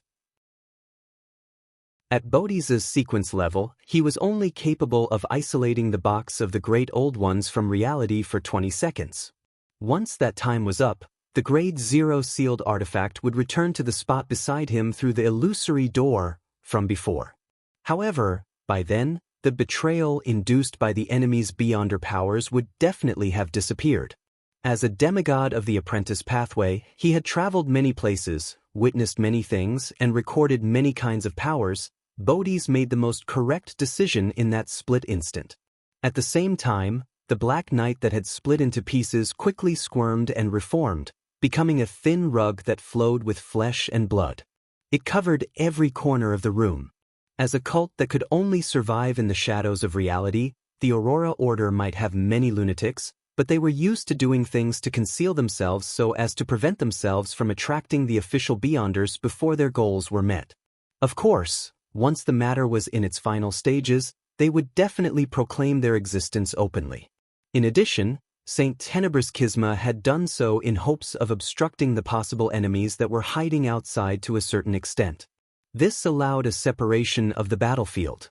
When a layer of flesh grew out from the floor, walls, and ceiling, a twisted black shadow rose up from the corner. This was one of the souls that Saint Tenebrous Schisma had grazed. It was a powerful vampire from the forsaken land of the gods, a sequence 4 Shaman King of the Moon pathway. If the shepherd's grazed target was a demigod, he could release it directly due to the existence of its corporeal spirit body. However, there only one could be released at any one point in time unless the corresponding shepherd had already become a sequence 3 Trinity Templar. Seizing the opportunity that the horn in the female demigod's hand was dissipating, the twisted Shaman King reached out and dug out one of his eyes, a bright red, illusory eye. The eye shimmered with a bright, crimson glow as it instantly illuminated the entire room, as though the crimson moon had descended. Its pupil reflected the woman wearing the purple-patterned black robe and a dark-colored hood. Immediately following that, the Shaman King clasped the hand which was holding his eye, letting the crimson moonlight become completely devoured by darkness. A deep darkness appeared around Katlia as the solidified darkness bound her to the spot. It froze the scene. Upon seeing this scene, Bodhis took a step forward, phasing behind his enemy instantaneously, performing one blink, followed by another as a total of 8 figures dressed in black robes appeared around Katlia. These weren't avatars he created, but afterimages he left behind due to his blazing blink. Some of them released lightning storm, while others condensed a blinding white spear. Some were covered in black armor as they slashed out a heavy broadsword that could appear capable of slicing through anything. Different figures with different powers either attacked or created a form of control, but their target was one and the same, Katlia. There was almost no pause in between their actions. When Bodhi's figure blinked to another corner, he quickly turned transparent as he was on the brink of disappearing. He had no intention of killing the enemy, as this was Backlund. Also, the commotion created from their battle couldn't be suppressed any further. Once it affected the outside world, official angels might descend. The reason why he had first launched a series of counterattacks before teleporting away was because he wanted to suppress the enemy and prevent her from interfering with his and Saint Tenebrous Schisma's escape. This was a very reasonable strategy. However, a few seconds ago, in a room on an upper level of the old apartment, Zio had learned of all the changes in the venue through Miss Justice's mind voice. Although she was worried and anxious, she didn't panic at all. She followed the plan and jumped down from the window, somersaulting in midair as she pointed at the targeted area. Teleportation is prohibited here. After doing this, she immediately distanced herself from the apartment to prevent the friendly demigods from being distracted. With this interference, the Saint of Secrets, Bodhis, failed to successfully enter the spirit world. A rusty, abnormally heavy door appeared in front of him as it tightly sealed the path. To Bodhis, an illusory door of this level wasn't able to stop him from leaving at all. He could open the door once he made some adjustments. But at this moment, something anomalous had happened over at the female demigod in the purple-patterned black robe. Silver light appeared in Catlia's eyes. They connected together like a mysterious giant snake. This was brief luck, derived from the knowledge she had obtained when analyzing the blood of a snake of fate. Regardless of the terrifying lightning, burning white spear, or the slash of the Black Knight, none of them hit the target. Catlia seemed to be standing at the eye of the storm. No matter how dangerous the surroundings were, she was unaffected. Those attacks and the attempts at control either narrowly passed her by or were cancelled out by friendly forces. They were unable to achieve the desired effect, and they even helped her weaken the dark shackles. Instantly, Catlia bowed her back slightly as white and illusory feathers grew out of them. They didn't belong to an angel, but rather a swan. The ugly duckling had become a swan. As for what a swan was to a Sequence 4 demigod, the answer was obvious. It was an incomplete mythical creature form. And the ugly duckling could also become a swan.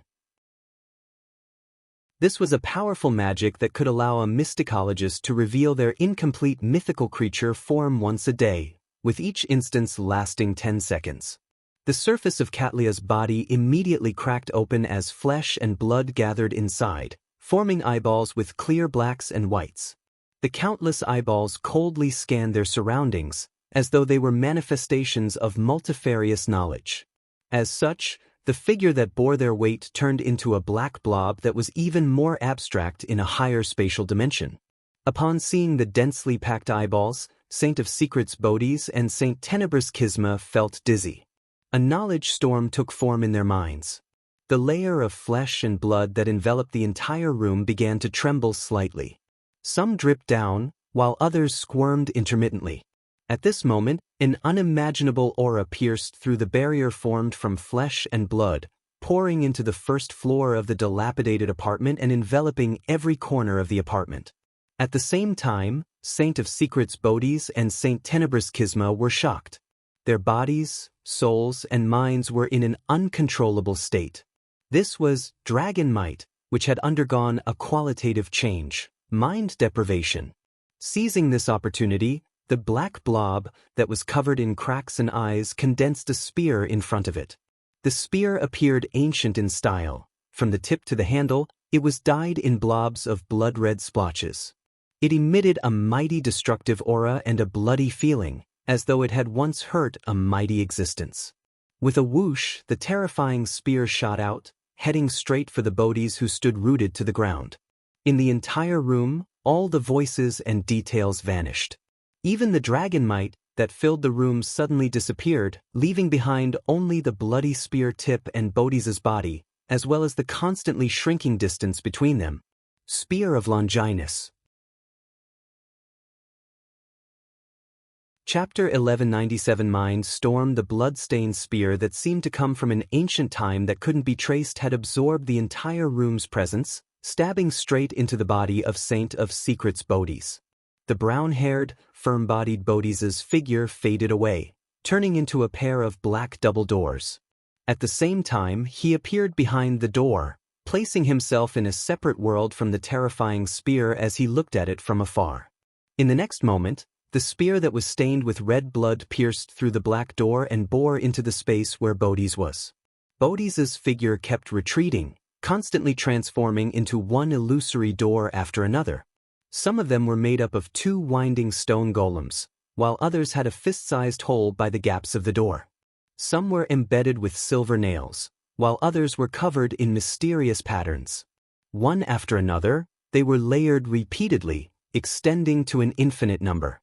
Without a sound, the spear of Longinus tore through the illusory doors without stopping at all. It didn't allow Saint of Secrets Bodis to find a chance to escape. In less than a second, the blood-stained spear that emitted a strong sense of destruction had shattered countless illusory doors. After it suffered a decline in its aura, it finally stabbed into its target's chest. Countless cracks instantly appeared on Bodhi's body, as if he was a ceramic object that had fallen to the ground. With a cracking sound, the Saint of Secrets turned pitch black as he disintegrated into pieces, scattering all over the ground. This didn't seem like his actual body, but more like his shadow. This was the shadow substitute spell he had recorded from a certain sequence 3 Saint under the true creator. Of course, without the layers of doors weakening the spear of Longinus, he believed that it was very likely that his shadow together with his body would have shattered together.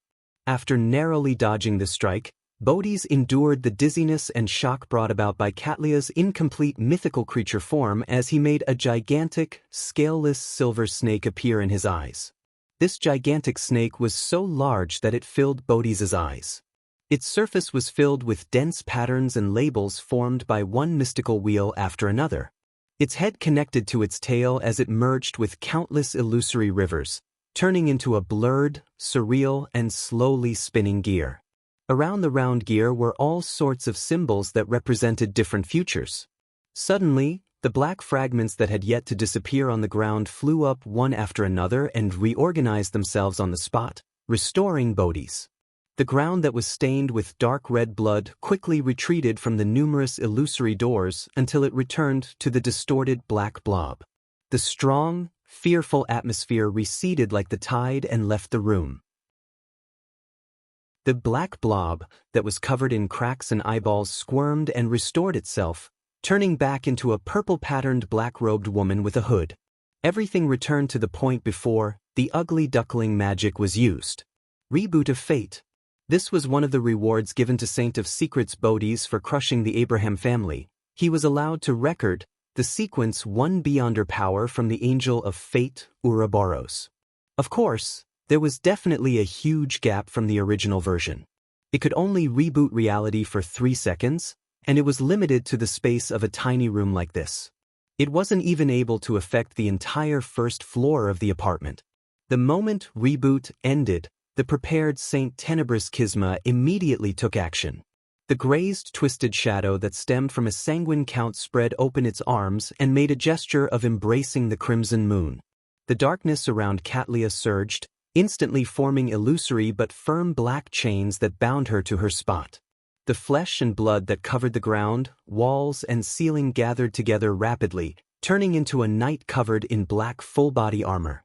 He held a heavy greatsword in his hand and looked extremely oppressive. In the gap of the Black Knight's visor, 2 dark red beams of light flickered and instantly locked onto the hooded woman beside the pumpkin carriage. The shadow beneath Catlia's feet suddenly came alive as it grabbed her ankles. Like a water current that had its water level rising, it gripped her tightly. Black Knight, commandeering shadows.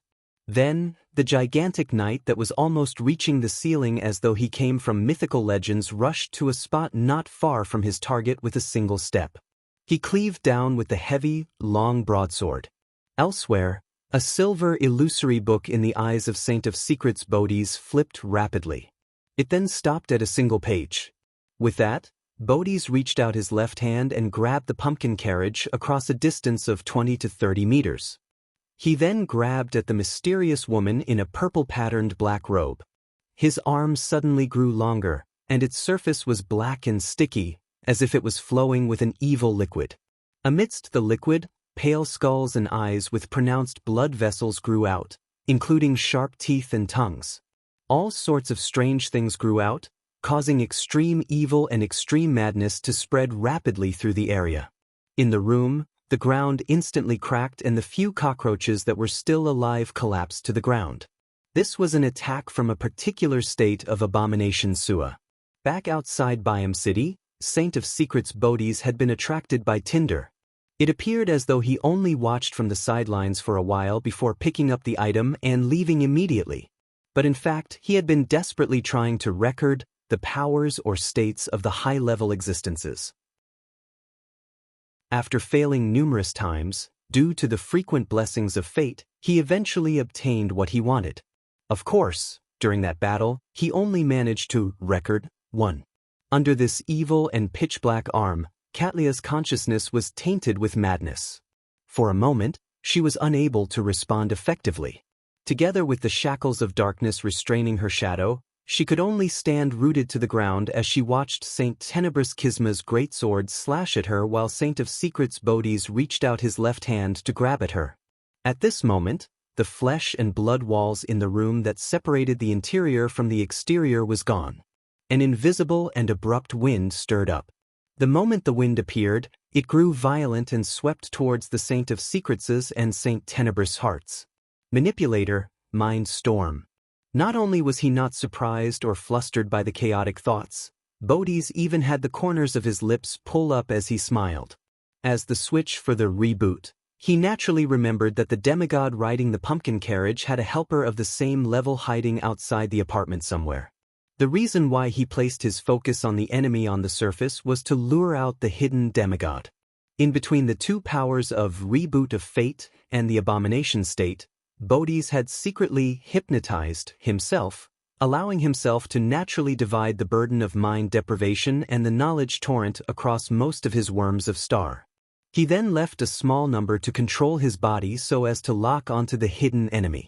Previously, the dragon's might shock and the fact that he was unable to discover his target had convinced Bodhi's that it was a demigod of the spectator pathway. While his mind was in a daze, the thing he branched out rapidly churned and helped Bodhi's locate the source of the attack. But at this moment, most of the thoughts that resonated among the worms of star wasn't him being overloaded with meaningless information as he had imagined. In his mind, there seemed to be a voice saying thousands of words in a second. At the bottom of an abandoned castle in Delaire Forest, there is a pair of bronze double doors.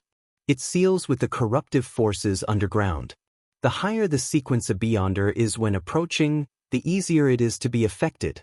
The cosmos is extremely dangerous. There are unknown existences watching. Dark Angel is suspected to be the negative personality dissociated from the ancient sun god. Bodhi's was taken aback. He felt that these thoughts were dangerous, but he couldn't help but wish to understand more. Just this moment of stupor made the enemy he had already found disappear once again, escaping his range of attention. As for the abomination palm that was hurtling towards the pumpkin carriage and the female demigod, it also slowed down. Similarly, Saint Tenebris' Kisma was also affected by the mind storm as his actions stiffened for a second. By the time they recovered, Katlia had already opened her mouth and spat out a pea. The pea instantly grew, turning into thick green vines that dragged Katlia out the door, allowing her to escape the shackles of darkness and regain some freedom of movement. By the time Saint Tenebris' heavy greatsword and Saint of Secrets' pitch-black arms landed on her, they only shattered a shadow and did not injure this mysticologist. They had shattered Katlia's Emperor's new clothes, magic, something that didn't exist at all, so she naturally wouldn't be injured. In the next second, the hooded lady in the purple-patterned black robe suddenly turned transparent and turned into a pile of foam. The bubbles quickly scattered and burst one after another. Nothing was left behind. As for the green vines, they grew into midair and burst into flames, illuminating the surrounding streets. Everything returned to normal. It was as if the short and intense demigod-level battle had never happened. Saint of Secrets Bodhi's and Saint Tenebris' Kisma exchanged glances. They weren't surprised by such a development. Clearly, after the sneak attack failed, the two demigod enemies were at a disadvantage and could no longer achieve their goals. Furthermore, this was Backland. The longer they delayed, the more dangerous it would be. Hence, they took the opportunity to escape. In addition, in order to interfere with the tracking, they had deliberately created a huge commotion to attract the authorities of Backland. As for the copy of Lamino's Travels and a sequence 7 or 6 Apprentice Beyonder, they were baits that could be abandoned. After a slight nod, Saint of Secrets Bodhi's took out a crystal ball from his black robe's concealed pocket. It bloomed with light before it quickly shattered and merged into the void. He was trying to prevent tracking via mysticism means. Indeed, he didn't dare to stay any longer. He planned on teleporting away and returning to the Aurora Order headquarters. Then he would interrogate the bait and figure out the truth before deciding what to do next. A second later, Bodhi's figure quickly turned transparent and disappeared. Kisma entered the shadows and rapidly left, wiping the traces behind him along the way. Chapter 1198 Frenzy. The Saint of Secrets, Bodhi's, began to traverse the spirit world the moment he entered, heading straight for the easternmost front of the Sonia Sea, the ruins of the Battle of the Gods. At this moment, his thoughts blurred. His body turned and left the spirit world through another place. By the time Bodhi's received a warning from his spirituality and had regained control of his own thoughts while feeling tense, what he saw was a bare forest with nearly all its leaves scattered. There was no one around, and the crimson moon hung high in the sky. As a former traveler and astrologer, he immediately identified his location and found that he was still in Backland. However, he had moved from the city to a remote area in the suburbs. At the same time, he also understood what had happened. It was unknown when his mind world had been infiltrated with someone else's consciousness. At the critical moment, it affected his thoughts and changed his destination. That spectator pathway's demigod. I didn't realize it. Bodhi's pupils dilated as a silvery white illusory book appeared. The book flipped to one of the pages. Bodhi's immediately raised his hand to grab at his glabella. He grabbed a ball of darkness from the island of consciousness and threw it into his shadow. His shadow was separated from him as it twisted to a stand, revealing a female silhouette. Black Night, Shadow of Deprivation. This was an ability that Bodhi's had recorded from Saint Tenebrous Schisma. It could separate one's depraved thoughts into a shadow and form an uncontrollable independent creature. Bodhi's used it to erase the consciousness that didn't belong to him and escape the influence of the manipulator. At the same time, this was also Bodhi's counterattack. As long as the hidden spectator pathway demigod couldn't quickly resolve this shadow, the thoughts she had fractured would gradually become independent, turning her half-mad and even causing her to lose control. Once he was done with the latent mental problems, Bodhi's didn't hesitate to escape the enemy's predetermined battlefield and teleport elsewhere. However, at this moment, his mind suddenly turned frantic. He felt that the entire environment was making things difficult for him, and his anger could no longer be contained. As the silver book flipped in front of his eyes, the entire forest collapsed with a loud bang. The black shadow almost collapsed into a ball. After his bout of mania, Bodhi's mood dropped to a nadir. He couldn't lift his spirits with regards to anything. He felt that he was useless, a burden to others and even the world. Mental plague. In the previous battle, Bodhi's had already been infected by mental plague, and it had finally acted up. The reason why Katlia first used the little match girl magic wasn't only because she wanted to interfere with Bodhi's teleportation, but also because she was helping Miss Justice conceal any traces, allowing her virtual persona to infiltrate Bodhi's mind world without triggering his spiritual intuition. A seed of mental plague was planted secretly without triggering it. It was precisely because of this that when the sneak attack failed, Katlia and Audrey dared to initiate the contingency plan. They retreated on their own accord, allowing Saint of Secrets Bodhi's and Saint Tenebrous Schisma to separate from each other after they were out of danger. Katlia's final igniting of the final green vine appeared to create a huge commotion to attract the attention of the official Beyonders, making the enemy abandon their pursuit, but in fact, it was to force the Saint of Secrets to leave as quickly as possible. This way, he didn't have the time to carefully examine and check his condition at a deeper level. Hence, at the critical moment of his teleportation, he had his thoughts changed by Audrey's virtual persona. He came directly to the outskirts of Backland, an uninhabited kill box which the Tarot Club had chosen. And once he finished off the manipulator's virtual persona, the eruption of mental plague came right on the heels of that. In fact, if he had used Reboot of Fate earlier, he definitely would have been able to return to a state where there were no latent problems. However, he only decided to use this trump card when he was nearly killed by the Spear of Longinus. And by that time, his mind world had already been infiltrated for far more than 3 seconds. He was dispirited and depressed, trying his best to resist his mental illness. It was at this moment that he saw a bunch of surreal yarn balls appear out of the void in front of him. At the back of the yarn ball, the bright-colored yarn extended into an infinite distance.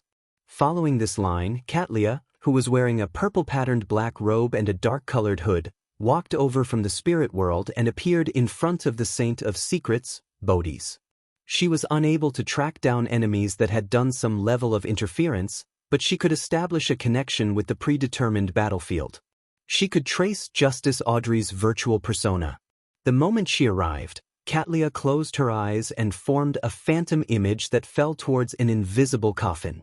The already depressed Bodis instantly felt extremely exhausted. He couldn't help but close his eyes, wanting to collapse.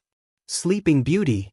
On the other side, Audrey's virtual persona, which hadn't fully turned independent, was like a dark shadow, bringing with it a sense of depravity.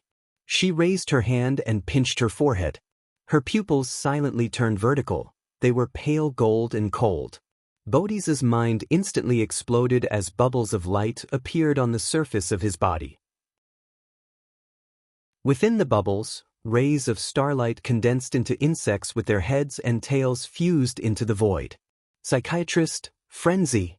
This could completely trigger the target's emotions and even cause him to lose control. Bodhi's had already been infected with mental plague and was in an extremely abnormal state.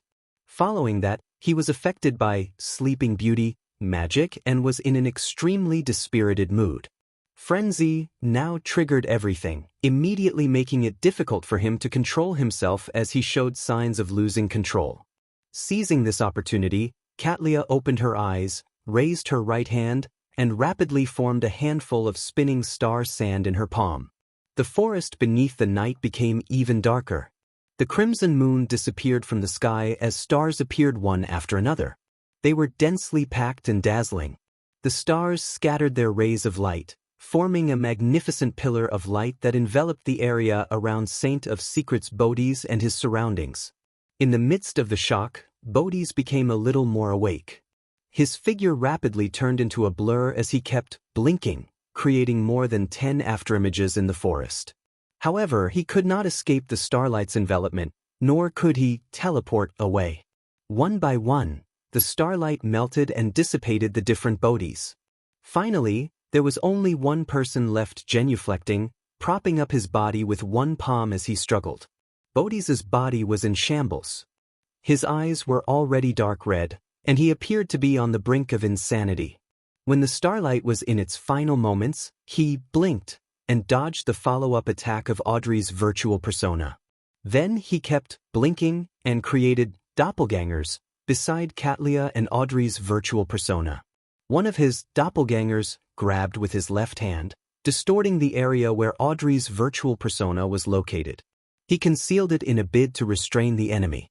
As for his other doppelganger, he spread open his arms and summoned a thick pillar of light surrounded by holy flames, letting it blast down into the concealed space. During this process, Bodhi's other doppelganger had secretly removed the concealment of space. Hence, as soon as the shadow corresponding to Audrey's virtual persona was freed from the restriction, it was enveloped by a holy pillar of light, quickly melting away. In his blinking state, Bodhi's could use Beyonder powers at a speed faster than normal, but he couldn't sustain it for long. This was something that was achieved via using his numerous worms of star. Elsewhere, the Saint of Secrets, Bodhi's, was also attacking Katlia. He had used various powers, and in the short span of a second or two, he had inundated his target with a barrage of attacks. This forced Katlia to constantly use the Emperor's new clothes magic to avoid it. She was momentarily unable to counterattack and was in grave danger. A few seconds later, Bodhi's blinking finally slowed down. The mania in his heart also eased. At this moment, grayish-white and heavy scales suddenly appeared outside the forest. They were faintly discernible, as if they were forming an extremely oppressive behemoth. In the dark night where the crimson moon was obscured, a nearly invisible stream of breath swept down from top to bottom, enveloping Bodhi's and Katlia. The two demigods felt as though they were struck by lightning as their psyche was torn apart. Their spirit bodies seemed to be penetrated. The breath of a mind dragon. With his mental state already in a terrible state and having used a couple of his trump cards, Bodhi's mind went blank. As the flashes flashed before his eyes, his body couldn't help but tremble. As for Katlia, she was carrying the moon paper figurine that she had obtained from Furs. This helped her bear the burden of psychic piercing once. Although it was unable to completely eliminate the effects of Mind Dragon Breath, it could help Katlia recover faster. This meant an opportunity in a battle at the demigod level. In just a second or two, Katlia's eyes returned to normal. As for Audrey, who was in her dragon form and hiding in the darkness outside the forest, she cast another mind deprivation on Bodhi's. Without any hesitation, Katlia raised her right hand and condensed the terrifying spear that was stained with fresh blood. She threw it at the Saint of Secrets, Bodhi's. This time, Bodhi's could no longer dodge or resolve the situation.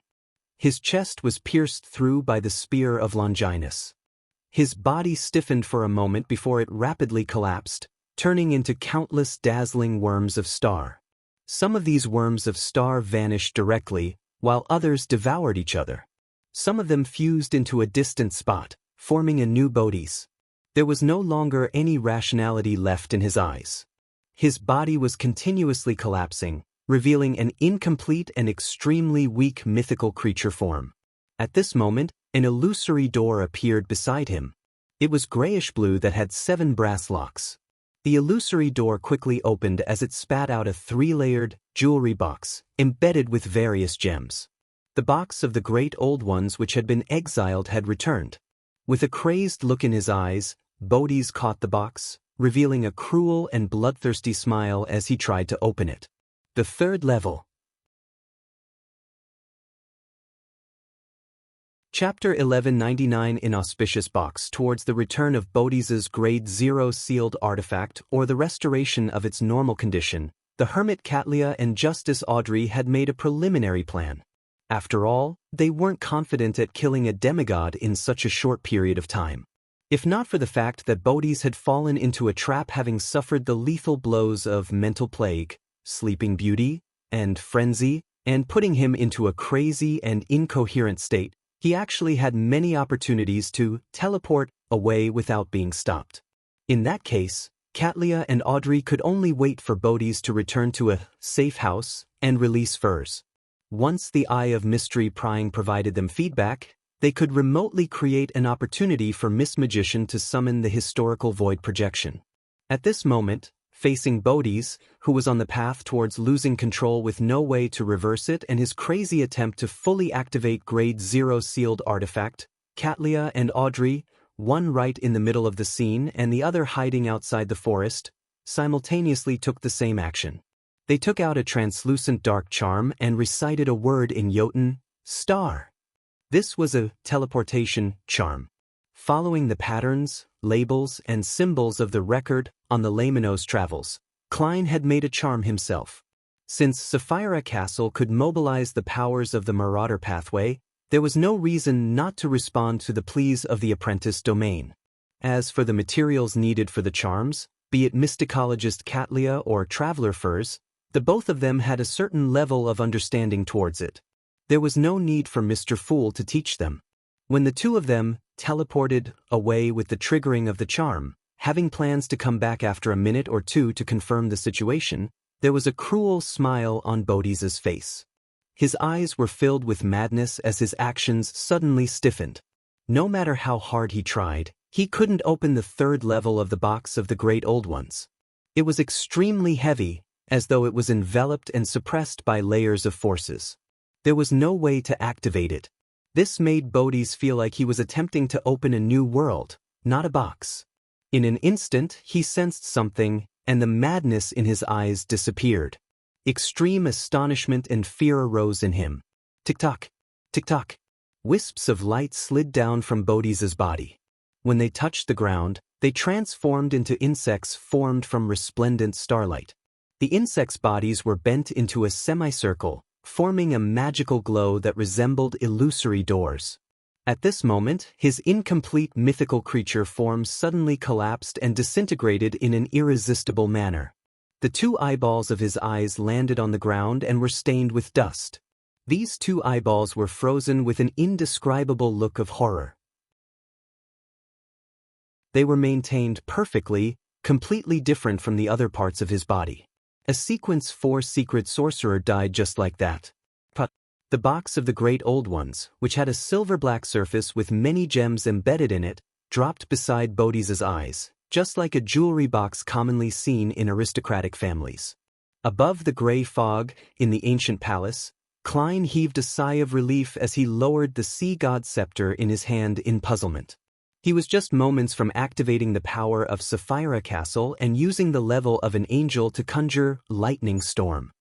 He wanted to prevent Bodhi's from opening the third level of the box of the Great Old Ones, but the Saint of Secrets' mutually destructive counterattack had failed to succeed.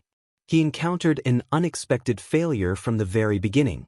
After Zio left the first battlefield, she immediately followed the plan and prayed to Mr. Fool. With this, Klein found an opportunity to enter the world above the gray fog. Through the crimson star corresponding to the Hermit and Justice, he monitored the battle. As she moved to the second battlefield, Audrey found an opportunity to pray, so that Klein could use her crimson star to directly interfere with the real world. This was also the reason why Audrey had arrived at her destination later than the Hermit Catlia. According to what Rhodes said, the third level of the box of the Great Old Ones contains something very terrifying. I thought that the true creator had given it to him in order to create a terrifying disaster at the critical moment, so as to showcase the true colors of an evil god. Who knew that it couldn't be opened? Klein glanced at the crimson star representing the magician and discovered that it was covered in a layer of black ash. It seemed to have coagulated, making it impossible for him to see the scene inside to confirm Miss Magician's condition. This was the first time he had encountered such a situation, evidence of how high a level and odd the box of the Great Old Ones was. As for Sleeping Beauty, magic, and the Spear of Longinus that he saw, he came up with some ideas. After learning of the powers of mystical reenactment at the private gathering, Klein overturned his speculations about the fairy tale magic that Bernadette had. He had originally believed that the Emperor had specially created the stories for his daughter based on the fairy tales on Earth, or that after Bernadette's father passed away, she had deliberately reenacted the fairy tales he had told her about as a way to express her grief. From the looks of it, the answer likely wasn't this. Some of the fairy tales before the first epic might have been mysterious. This meant that those fairy tales originated from mysterious incidents that had happened in real life. They were spread among the people and gradually became stories. They were recorded down by writers and further embellished. This corresponds to the prophecy regarding the time when the stars are right. Mystery and has never left and has always been around. It was just that in the Earth era before the first epic, they were suppressed by some kind of power or sealed. If that's really the case, some of the legends and stories on Earth can be explained from another angle. It's no wonder there's a Spear of Longinus. I wonder if the Chinese fable of the ethereal utopia, Peach Blossom Spring, is involved in mystery. I'll tell Ma'am Hermit later and see if she can create new magic according to this. I wonder if Bernadette became a mysticologist before the Emperor perished. If she did, it's hard to say if these fairy tale magics were created by the Emperor, a sequence one beyonder of the mystery prior pathway, or by Queen Mystic Bernadette. But no matter what, the Emperor should have discovered that these fairy tales are also mysterious in his later years, and also that he could draw power from them. Well, there's no corresponding diary entry from Bernadette. I can't see the Emperor's reaction and his guesses. One of the reasons he insisted on going to the moon is to verify certain things. It's a pity that most of the myths are fake. There's no way to draw on their power. The novels of the internet era are the same. Klein sighed slightly as he leaned back into his chair and continued paying attention to the battlefield. In the collapsed forest, the Hermit Catlia and Justice Audrey faced the abnormal changes suffered by Bodhi's and tacitly gave up injecting their spirituality to use the charms. Despite maintaining her dragon transformation state, Audrey was still hiding in the darkness outside the forest, wary of any accidents or official demigods who might have sensed the commotion and come to investigate. As for the Hermit Catlia, she was pushed to the spot where Bodhi's had died by the wind. She carefully avoided the box of the Great Old Ones. Due to the fact that a scribe could use many powers, a demigod-level sealed artifact would often have extremely negative effects. Apart from the box of the Great Old Ones, Bodhi's only left behind a black pocket which seemed to be part of his robe. Also, there was also the gathered beyonder characteristic, 2 eyeballs, and about 10 worms of star. Most of the worms of Star had been destroyed. Considering the horror displayed by the box of the Great Old Ones, as well as the fact that Bodis was a high-ranking member of the Aurora Order and could be blessed by a god, Katlia didn't rashly pick up the items. She was afraid that an accident would happen, causing the situation to develop negatively. Previously, during the private gatherings, they had communicated with each other on how to handle such situations. That was, if they had the time and opportunity, they would first sacrifice the item to Mr. Fool and then distribute it above the gray fog. After all, many items might bring about unknown dangers if they were to come into contact with items with unknown negative effects. And there was a high probability that Bodis had a Grade 0 sealed artifact. Sometimes, merely knowing the existence of a sealed artifact of this level was enough to cause a sudden death. According to what the Star Leonard had said, it was best not to come into contact with such sealed artifacts. It was best not to ask, describe, or pry into it. Only a true high-level existence could suppress them. Without any hesitation, Katlia took out silver candles and other ritual items from the various hidden pockets of her purple-patterned black robe. She then set up a simple sacrificial ritual. During this process, she pinched her lips, whistled, and created an invisible servant helper. It took about 10 seconds to set up the altar. After quickly reciting Mr. Fool's honorific name and using spiritual materials to open the door of sacrifice and bestowment, Katlia heaved a sigh of relief. She got the invisible servant to move the box of the Great Old Ones, the black pocket, 2 eyeballs, the gathered beyonder characteristic, and the 9 worms of Star over to the altar. With a whoosh, the items flew up and passed through the illusory door. When Katlia saw this, she immediately pinched her lower lip with her thumb and index finger, preparing to whistle once again to dispel the invisible servant. But amidst the whistling, the servant remained motionless, as though it had nothing to do with Katlia. The hermit Katlia's eyelids twitched as she clenched her right hand into a fist and pushed it to her mouth, preparing to use the horn of magic. At that moment, a blazing silvery white appeared out of nowhere at the altar.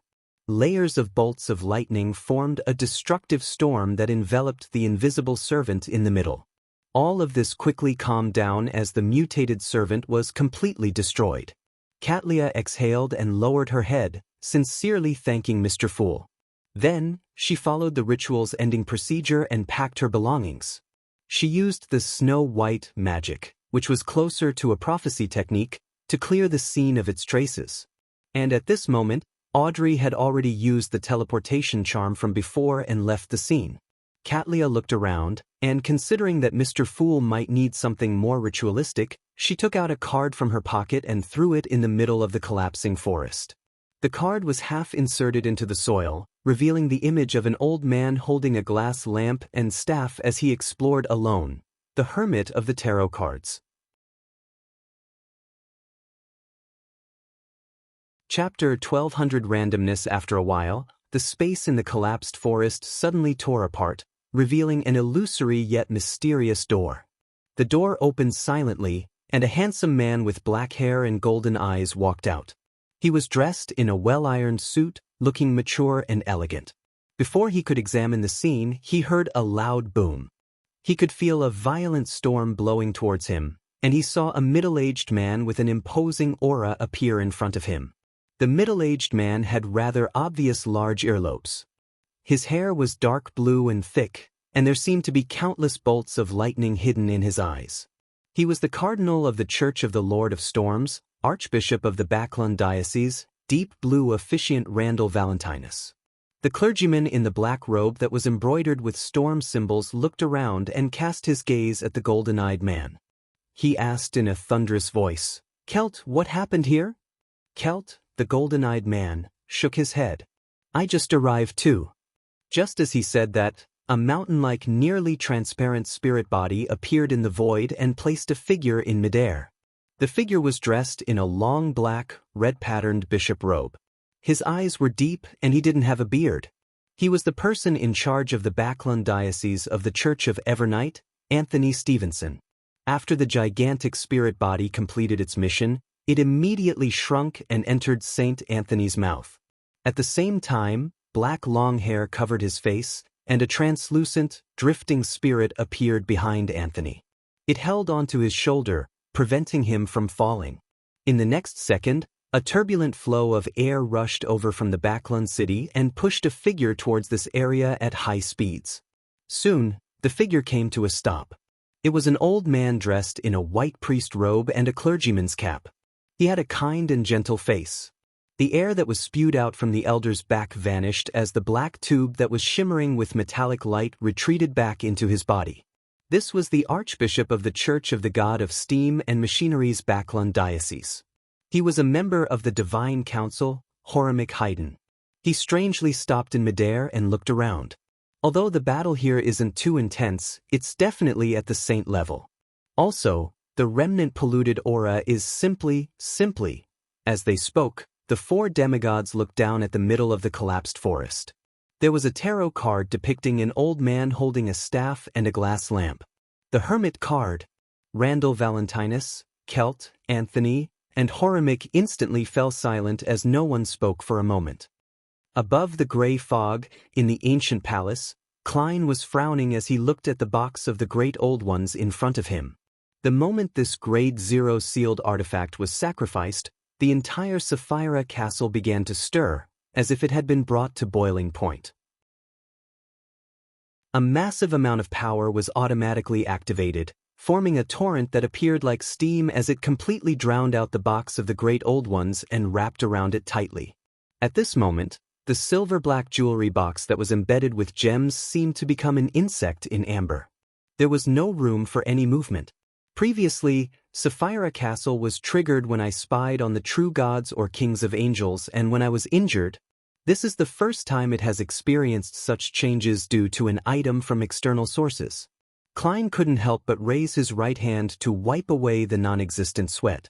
Frankly speaking, he was still a little afraid. He felt that he had been a little carried away after gaining initial control of Sapphira Castle. In the past, he didn't dare let a Grade 0 sealed artifact enter this place. And this time, because it didn't involve a uniqueness, and with how he had improved compared to the past, this gave him the thought of making an attempt. Thankfully, it's under control. In the future, I'll have to tell Ma'am Hermit and the others that they can't pick up anything and sacrifice it to me. I'm not a rag and bone man. After muttering a few words, he began inspecting the box of the Great Old Ones. He remembered that Miss Magician was still inside the sealed artifact, so he planned on figuring out the situation of the box of the Great Old Ones as soon as possible so as to prevent the bait from dying due to wasting time. This sealed artifact's level is very high. Rhodes's understanding of it is rather limited. I'll still have to do it myself. From the looks of it, as long as I don't attempt to divine what the third level is or attempt to seek out the source of the power, the danger is acceptable or even non-existent. Klein made a preliminary assessment based on his spiritual intuition. Immediately following that, he conjured a pen and paper and began doing a divination. After an unknown period of time, he finally opened his eyes and muttered silently, "The first level can allow the interior space to switch locations with the target's area and miniaturize the corresponding scene, turning objects into toys. This is an ability that can barely be made use of. The living beings that have been turned into toys must be released within 24 hours. Otherwise, they will be permanently converted. Even their spirit bodies will never enjoy an eternal rest. It's very easy to release them. As long as a specific region is chosen, one so small that it's almost devoid of any living creatures, swapping it with the interior space will do. There is a limit to the scope of this ability. It reaches its limit with a city the size of Backlund. Why did I use Backlund as an example? The second level records different scenes. There are the abyss, cosmos, and all sorts of places. It allows the wielder and the living beings within a certain range to directly move to the target area. This problem is it's random. A small portion can be designated by the wielder, thus releasing the corresponding location. Most of the time, the chosen location will change, and the destination of the final destination will be unpredictable. As for when the designated location will be effective and when an anomaly happens, there's no way to know. Besides, this seems to be something that can't be affected by good luck. Or perhaps, good luck cannot affect those below sequence 0. This means that I can't use this box of the Great Old Ones' Beyonder power to directly transfer the City of Silver out of the forsaken land of the gods. Sigh, if I can, my miracle invoker ritual will be very simple. I'll try and see if making them into toys will work later. The third level is very dangerous, very, very dangerous. I won't take the risk to pry into its secrets. No, this should be called courting death. The negative effects of the box of the Great Old Ones are very simple. It's just that the wielder will randomly vanish, suddenly die, or mutate. If there are no holders, the living beings in the surrounding areas will encounter terrifying matters one after another depending on their distance from it and their sizes. The maximum range is the same as the first level. These Grade 0 sealed artifacts can destroy cities wantonly, killing hundreds of thousands or even millions. It's no wonder they are given the highest ceiling. One is not to ask, describe, or pry into them. Where did the entities that vanished go? This seems to have something to do with the scene of the second level. The reason why the Saint of Secrets dares to move around with this sealed artifact is because he had the blessings of the Angel of Fate Ouroboros. He can reduce the negative effects to a minimum, but even so, he didn't dare to hold on to it for too long because the blessings would wear off. It looks like the reason he didn't manage to recover his lucidity ahead of time and find a chance to teleport away had to do with his luck turning bad. It's really hard to kill saints that are valued by a huge organization. I must say that Ma'am Hermit is considered experienced and clear-headed. She didn't make any rash contact with it. Instead, she created an invisible servant to hold it. Furthermore, she sacrificed this Grade 0 sealed artifact to me in the shortest time possible. In theory, I can summon a historical void projection to hold this item. After all, it doesn't matter if it dies, vanishes, or mutates. However, the usage time cannot be guaranteed unless I get Will Septon's blessing. The way to seal it is to put it into the spirit world, and that's not enough. It has to be a space that has been distorted and hidden in the spirit world. Then, ordinary water has to be poured into it regularly, allowing the box of the Great Old Ones to play with microbes every day. With so many living beings, it can last for a very long period of time. With this train of thought, there are still many methods to seal it. After roughly figuring out the exact situation of the box of the Great Old Ones, Klein looked at the Grade 0 sealed artifact and felt that the third level no longer seemed as dangerous and impossible to open as before. He vaguely believed that as long as he extended his hand and removed the seal placed onto it by Sapphira Castle, he could easily open the third level of the box of the Great Old Ones. What a strong temptation! Klein retracted his gaze and waved his hand, causing the box of the Great Old Ones to fly towards the junk pile in the corner. Regardless of whether it was a Grade 0 sealed artifact or not, head over there to be quarantined and get a hold of yourself. As a terrifying Grade 0 sealed artifact, one has to have a number to show its importance. Unfortunately, I don't know how many Grade 0 sealed artifacts the 7 churches have obtained. It shouldn't exceed 50, right? Yes, the box of the Great Old Ones can be temporarily named 0 to 61. I'll adjust it according to the situation in the future. If Ma'am Hermit isn't able to create a sealed environment, she can place 0 to 61 above the gray fog. Once she needs it, she can apply for it. Of course, she must pray to Will in advance for his blessings. I wonder what stage I'll have to be before the King of Yellow and Black who wields good luck can be genuine in name. There's a portion in Miracle Invoker, and there should be a portion in Attendant of Mysteries. Klein amused himself with his thoughts and finally picked up the Beyonder characteristic left behind by Saint of Secrets Bodhi's. It looked like a crystal with countless rays of light refracted within it, forming illusory and resplendent doors. After staring at it for a few seconds, he suddenly threw the Beyonder characteristic into the air. The power of Sapphira Castle boiled once again. Under the control of Klein, it formed a corporeal semi-translucent wave and struck the crystal hard. The crystal instantly shattered, splitting into countless tiny dots of light. A pitch-black gas emerged from within before it rapidly melted away, twisting and dispersing inside Sapphira Castle. Under the law of convergence of Beyonder characteristics, those tiny dots of light slowly gathered together, and in nearly a minute, they reformed into the magnificent and dreamy crystal-like appearance from before and landed in the palm of Klein's hand. The contamination inside was cleared. Inside Sapphira Castle, Klein was equivalent to a Sequence 2 angel. However, he mostly had the power, but not the corresponding levels beyonder powers. He needed the right supporting item to help him. After putting down the secret sorcerer's beyonder characteristic, he cast his gaze at Bodhisa's remaining 2 eyeballs. Chapter 12:01 Professional. The pupils of Bodhisa's eyes had already turned deep black, and they were frozen in a look of indescribable fear. It made Klein's heart palpitate when he saw it, as though he could feel the intense changes in Bodhisa's emotions before his death. After a series of inspections, together with divination, he confirmed that these 2 eyeballs didn't contain any beyonder characteristics, but they contained a strong corruptive force and a power that came from an unknown source. It could be used as a medium for curses, and it could directly affect the target. It was a rather dangerous spiritual material with an extremely long expiry date. I can't bring it with me for extended periods of time. Otherwise, I might be weakened mentally, have nightmares every day, and suffer a physical mutation. Klein casually summoned a square metal box and placed Bodhisa's 2 eyeballs into it. He didn't attempt to purify it, because once the item was shattered and purified, there would be nothing left. It would be too wasteful. Due to the fact that there was nothing wrong with the Worms of Star and that it was also a material that Klein understood the most, he quickly turned his attention to the black pocket. The results of divination surprised him because it was a so-called interspatial object.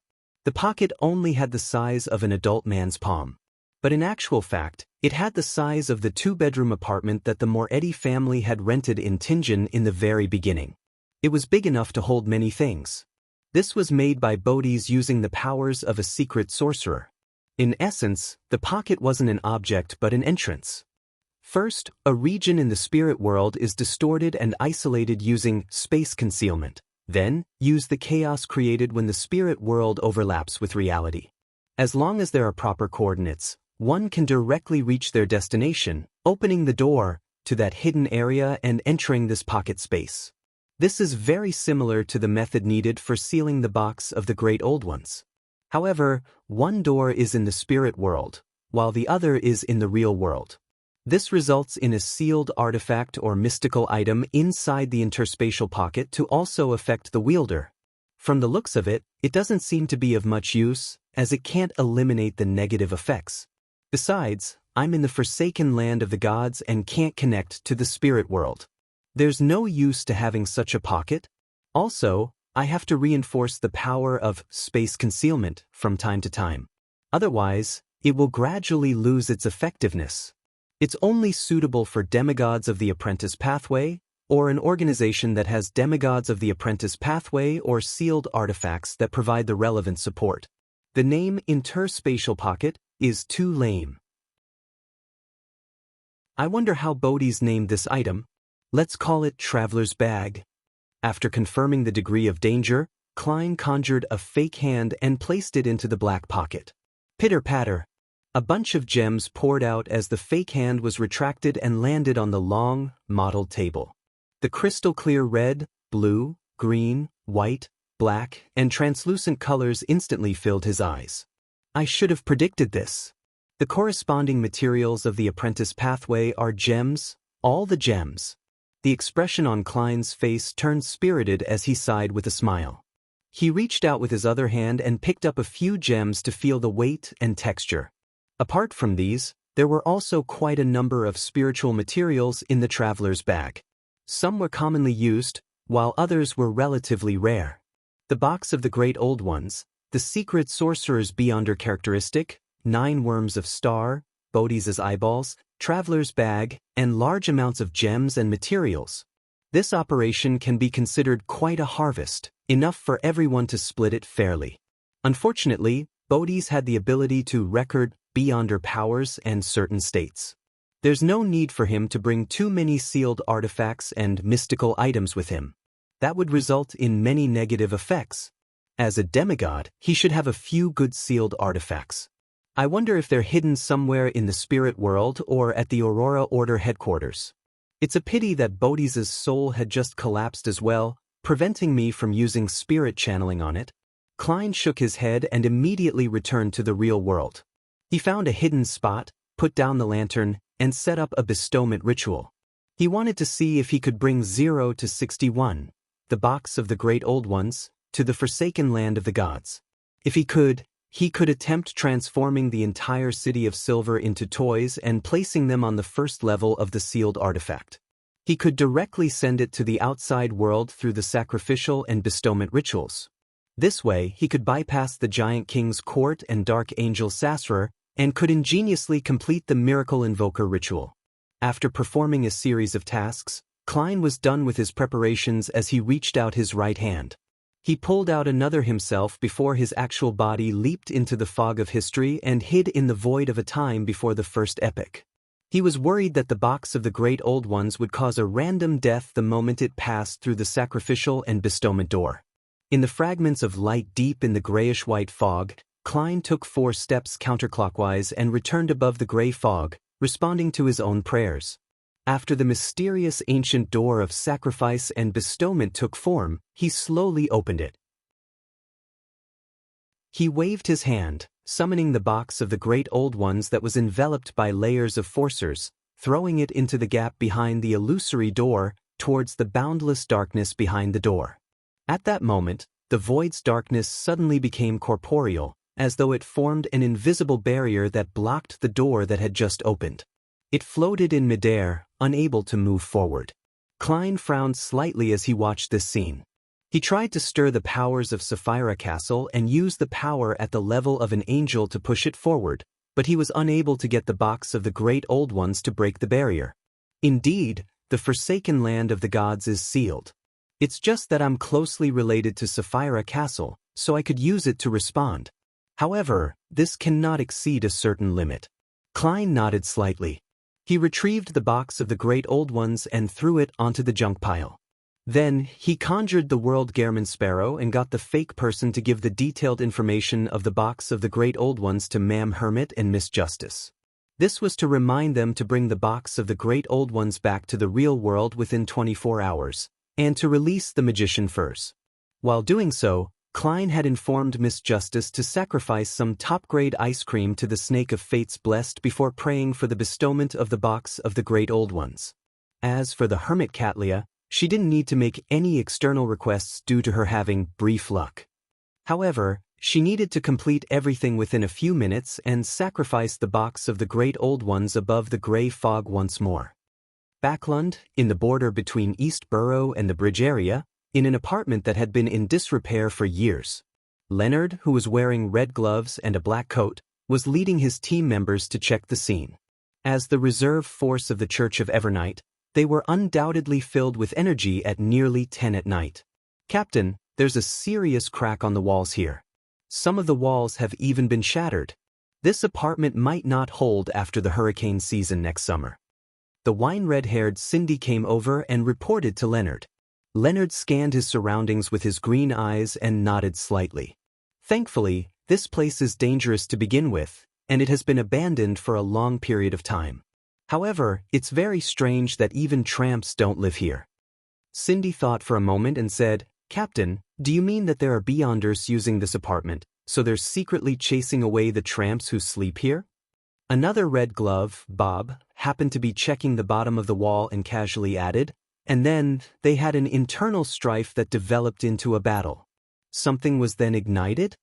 "That possibility can't be ruled out," Leonard answered in a professional manner. "But have you noticed? Every place in this room has signs of corrosion, and there's a lack of the remnants left behind by tables and chairs that should exist. It looks too empty. This doesn't look like something a low or mid-sequence Beyonder can create. I suspect that it might involve a higher level of power." After a series of inspections and discovering many abnormalities, the Red Gloves team under Leonard failed to find any further clues. They could only return to St. Samuel Cathedral first. Just as they arrived underground, a bishop came to look for Leonard, asking him to bring 2 members upstairs for a meeting. Leonard nodded thoughtfully. Without asking anything, he led Bob and Cindy through a secret passage into St. Samuel Cathedral. Following that, they followed the spiral staircase, and under the illumination of the crimson moonlight, they arrived in a room with many people. It was equipped with a blackboard. With just one glance, Leonard realized that there were quite a number of people who had worked with him before. They were from the Mandated Punishers, the Machinery Hive Mind, and MI9. Then he noticed the three demigods, Horamic Haydn, Randall Valentinus, and Anthony Stevenson, as well as a black-haired, golden-eyed man who was clearly at the same level as them. Without waiting for Leonard's greeting, St. Anthony stood up in his red-patterned black robe and said in a deep voice, "There was a high-level battle in the outskirts of Backland. There was a terrifying contamination present, as well as a tarot card, the Hermit. I noticed that you've done some investigations regarding the large number of incidents involving tarot cards. You had also raised a corresponding theory. Now, please give everyone here a detailed introduction." The Hermit card? Leonard expressed his true astonishment, but this was mostly because he was tasked with such a mission. He cleared his throat, walked to the blackboard, and turned to face the demigods and beyonders of the three churches and the military. He drew a crimson moon on his chest. After organizing his words, this Red Glove captain said solemnly, "In the past 2 to 3 years, the incident involving tarot cards that really caught our attention was because of Lenevis's death. He was embroiled in a conspiracy that attempted to allow the true creator's descent, and his body was covered with tarot cards. After that, the tarot cards appeared on the Capim case again. However, this time, there was a change in the arrangement of the tarot cards. It emphasized Judgment and the Emperor. Back then, I linked these matters to an organization that suddenly believed in the Fool in Backland. As you know, the Fool is the starting card of the tarot cards." This bold guess made several demigods and many other beyonders nod slightly. They felt that this might indeed be related to some level of mysticism. Leonard paused before continuing, "And below the Fool, this organization might have quite a number of official members. They use tarot cards as code names, such as Judgment, the Emperor, or the Hermit of this incident." As he spoke, Leonard picked up a deck of cards that he used as a demonstration and randomly picked one. He glanced at it and chuckled. "Such as the Star."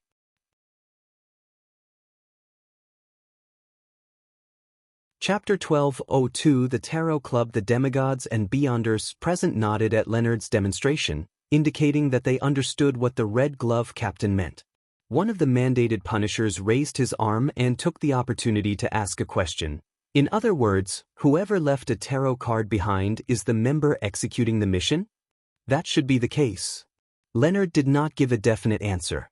The same Mandated Punisher continued asking, "What do the tarot cards that were scattered all over Lenevis's corpse mean then?" "There's no specific direction." Leonard immediately picked up a white chalk and wrote the name Lenevis on the blackboard behind him. Then he drew a circle. "I've just said that in the past 2 to 3 years, the matter involving tarot cards have really caught our attention because of the Lenevis case. This is very likely the beginning of everything. Therefore, without a specific direction, the casually scattered tarot cards might be referring to the whole. This means that the organization that uses the tarot cards as code names has officially stepped onto the stage of history." Haha, please forgive me for using poetic words. That makes a lot of sense. The few Mandated Punishers were convinced by Leonard. Leonard looked around and continued, "Let me use the Aurora Order, which everyone is familiar with, as a comparison. We all know that there are 22 oracles in the Aurora Order. Each of them will be in charge of a region's affairs. It's very possible that the organization with the tarot card code names is the same. The members of the likes of Judgment, the Emperor, and the Hermit should have their own factions. They will exert their influence in a particular region." Upon hearing this, a member of the Machinery Hive Mind pondered and said, "However, the 3 members corresponding to Judgment, the Emperor, and the Hermit have appeared consecutively in Backland. According to what you just said, does this mean that the organization that uses tarot cards as code names are still lacking in scale, and that the members are all gathered in Lone, or perhaps just in the Backland region? After all, Backland's person in charge for the Aurora Order is only an oracle. As for Saint Tenebris, he's in charge of the entire loan. Leonard slowly nodded, indicating that he understood what he meant. He organized his words and said, "This possibility cannot be ruled out. After all, this is an organization that has only appeared in the past 2 to 3 years. Of course, there might be other reasons. This organization might not be divided based on location demarcation. Instead, they are determined by whether or not they can handle an area alone. They will also work together depending on overlapping situations, such as the Capam case." Seeing that the Beyonders of the 3 churches and MI9 didn't raise any further questions, Leonard deliberated for a few seconds before saying, "Next up will be all my personal guesses. There are also some problems with it. This might be a direction of investigation for the future. The first question, what is the purpose of this organization? If they are like the Aurora Order with the goal to spread the faith of an evil god, then why haven't we discovered people who believe in the Fool? Even if there are, they're all people who are scamming others in the name of the Fool. Second question, what do they have in common in the few operations? I haven't been able to find it yet. The third question I have is that high-level members who use tarot cards as their code names are not of low sequences and have their own factions. However, they aren't famous in the Beyonder world at all. This is very abnormal. After all, although the 22 oracles of the Aurora Order hide their identities, they have more or less crossed paths with us. They rose up from low-sequence Beyonders to middle-sequence Beyonders under our watch, eventually taking over the spot as Oracle when their predecessor dies or advances. They are all already on our lists." Having said that, Leonard paused and said, "If the organization that uses the tarot cards as its code name is really an organization that believes in the Fool, then there is someone who can answer my third question. He's the crazy adventurer, Gehrman Sparrow. Rumor has it that he believes in the Fool."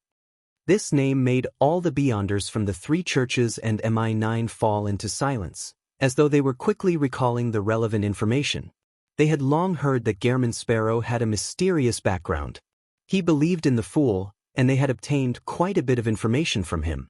However, they hadn't made any connections like Leonard to string everything together.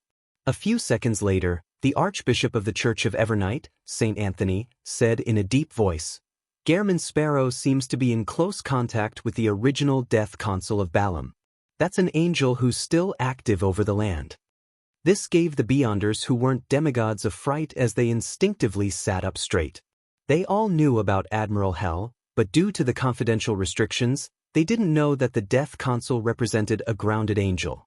"That Death Consul doesn't seem to belong to any faction of the Numinous Episcopate," said a Beyonder from MI9 hesitantly. Leonard nodded solemnly. "Perhaps he is a member of the secret organization that uses the tarot cards as a code name." Death card? There was another round of silence.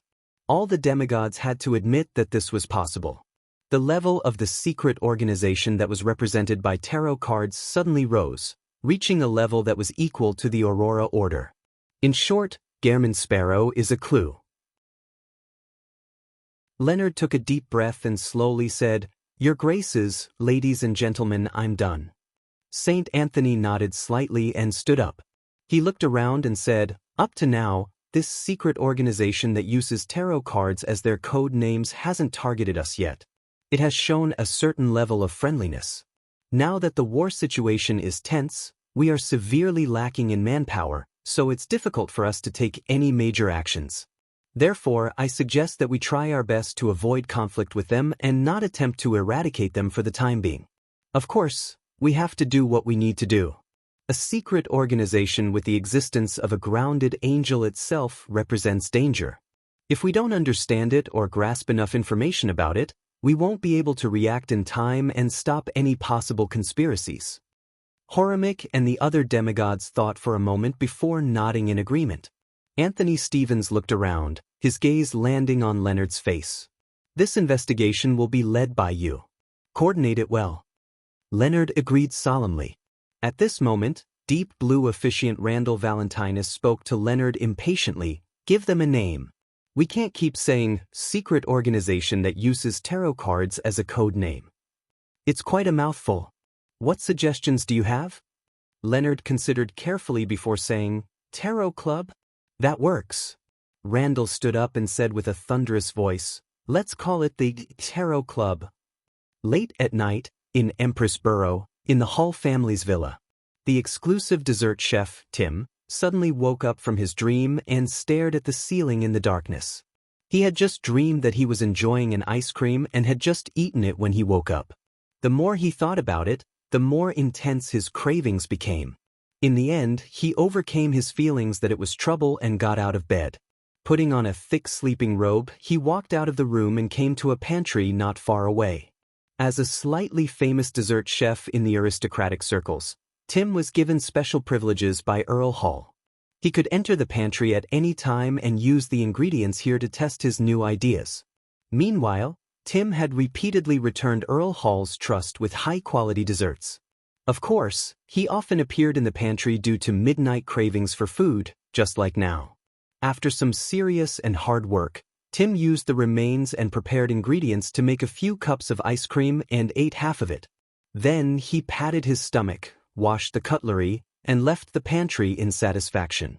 The remaining few cups of ice cream were left in the corner, as if they had been completely forgotten.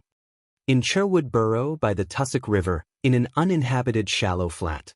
Wearing a dark-colored cloak, Audrey first made use of dream traversal to arrive nearby before walking over on foot.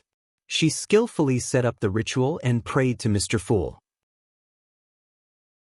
Soon, a silver-black accessory box embedded with many gems tore through the illusory door and landed in front of Audrey. Audrey tucked a wisp of blonde hair behind her ear and picked up the box of the Great Old Ones, 0 to 61, without any delay. She aimed at a few rocks and pulled open the first layer. Silently, numerous long tables and chairs appeared messily in the area. Several beyonders that had used various means to conceal their faces appeared. One of them was the hooded furs. Their skin quickly changed from that of a toy's to that of a human's, and their eyes began to move. Furs, who had the highest sequence, recovered the fastest. Looking around, she was extremely surprised to find that she had unknowingly come to a flat by the side of the river from that apartment. Furthermore, this change was only limited to her overall area. The situation around her was no different from before. What happened? Furs's gaze landed on the empty altar. After pondering for a second, she seemed to understand something as she asked in surprise, "Has the matter ended?" "Yes," replied Audrey, who was using her psychological invisibility. It's ended. It's ended." Furs followed up with a confused and dazed question. "How's the target?" "He's dead." Audrey was multitasking as she controlled the other 6 beyonders. Her answer was very simple. "He's dead. Saint of Secrets Bodis has died. I didn't participate in the battle. I didn't summon Gairman Sparrow's historical void projection." Furs's mouth gaped slightly as she felt like she was dreaming. She only felt that she had been terrified for a second and was in a daze for a moment, and the mission had already been completed. At this moment, she saw the surrounding beyonders come to life, but they didn't show any surprise towards the change in environment. It was as if the gathering had been held here. They skillfully destroyed the chairs and long tables and threw them into the Tussock River. Then, they left the flats one after another and returned home under the illumination of the street lamps. "This is a manipulator. How terrifying." Furs jumped in fright and completely snapped awake. "Return first." Audrey didn't have time to explain. She turned around and used the altar from before, preparing to sacrifice the box of the Great Old Ones above the gray fog. Furs shot a look over, but she didn't ask or say anything.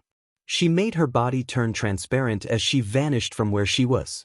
Author's note: the title of this chapter originally should have been Official Debut, but it was just not serious enough. You're tuning in to the Passion Pages YouTube channel.